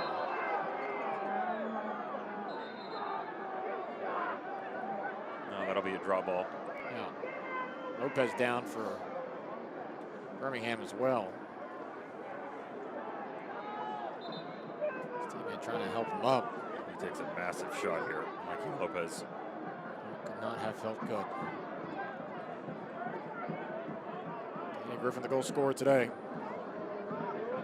In the score column for the first time this season. Nearly had a second, not long after. 2 chances, one of them goes in. 50% of the time works every time. It's a good number. Take that. 50% batting 500. That's Hall of Fame in my book. No doubt. And the captain's armband. Pleasant drive home this evening. Lopez back on his feet. Good to see. Time continues to tick away for Birmingham Legion.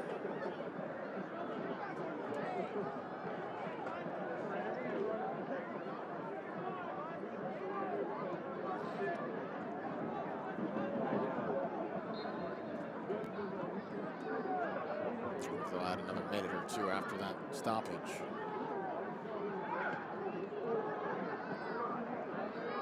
Pittsburgh fans ready for the whistles.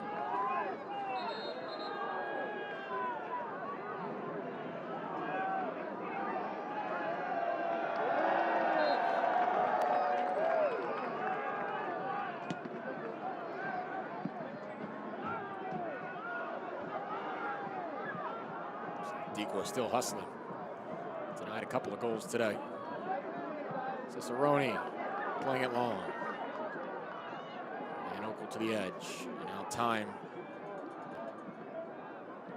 as it has been really perilous here for Birmingham. They have to play it deep.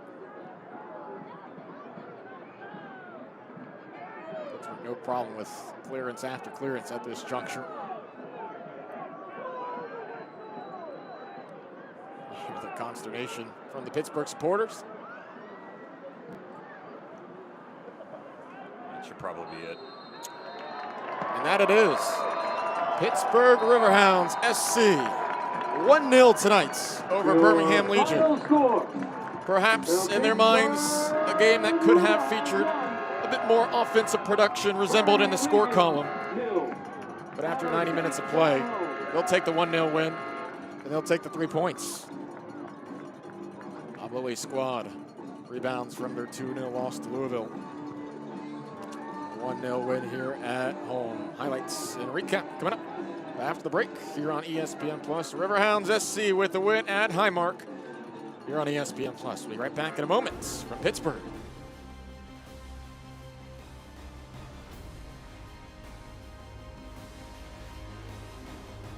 From sideline to starting striker, your extra effort with AHN got you back out there. With every drill, set, rep, you bettered your body and got it ready for that. Go next level with AHN Sports Medicine. Cheer on the Riverhounds all season long at Mike's Beer Bar, Pittsburgh's home for local beer. With 21 TVs, over 300 local beers, and amazing food, Mike's is the place to be. Tell your friends to meet me at Mike's, Federal Street, right across from PNC Park.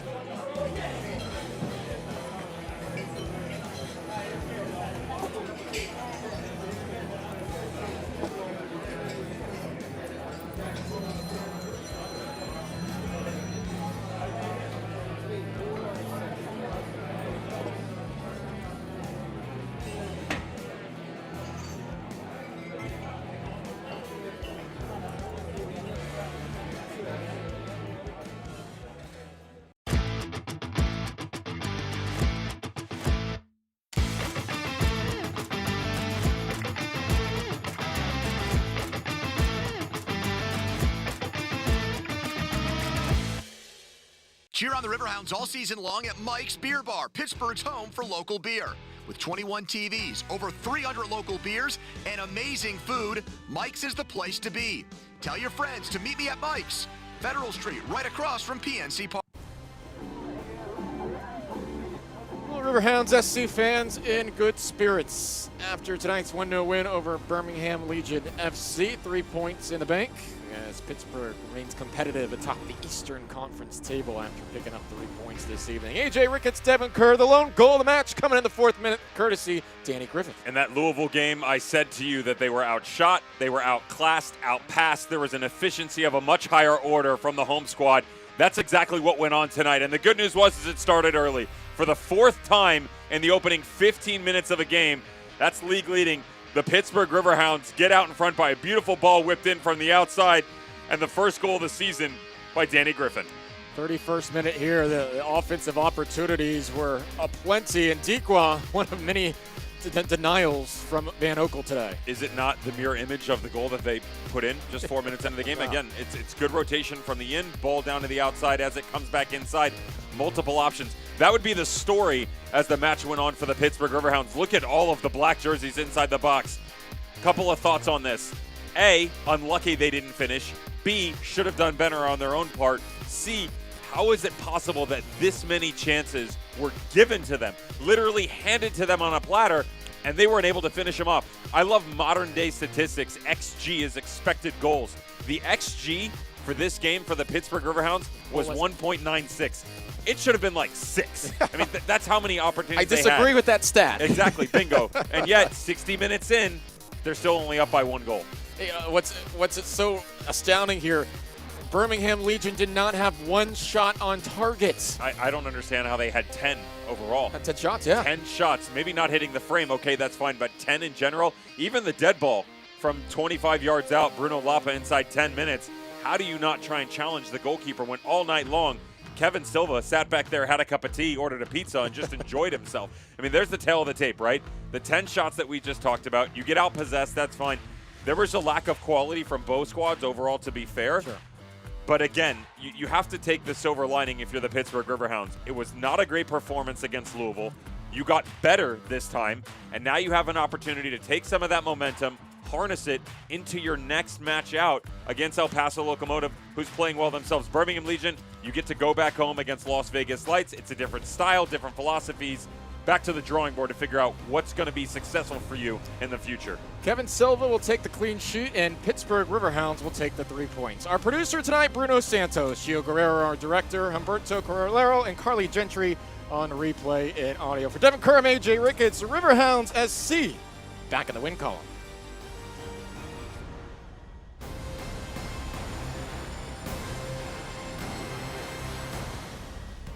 This copyrighted telecast of the United Soccer League Championship cannot be retransmitted, rebroadcast, or reproduced without the expressed written consent of the United Soccer League Championship.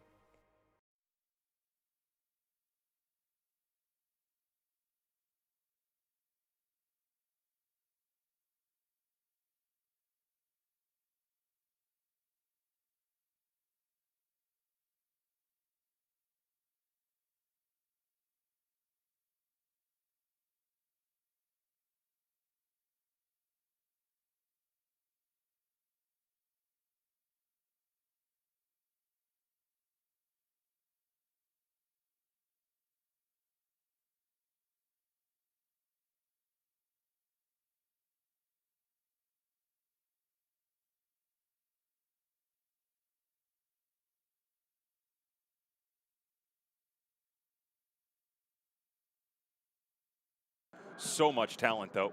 Much to be desired still. It's played into, it looked like Cicerone had a shot. Oh, it's the first goal early on. Because you're trying.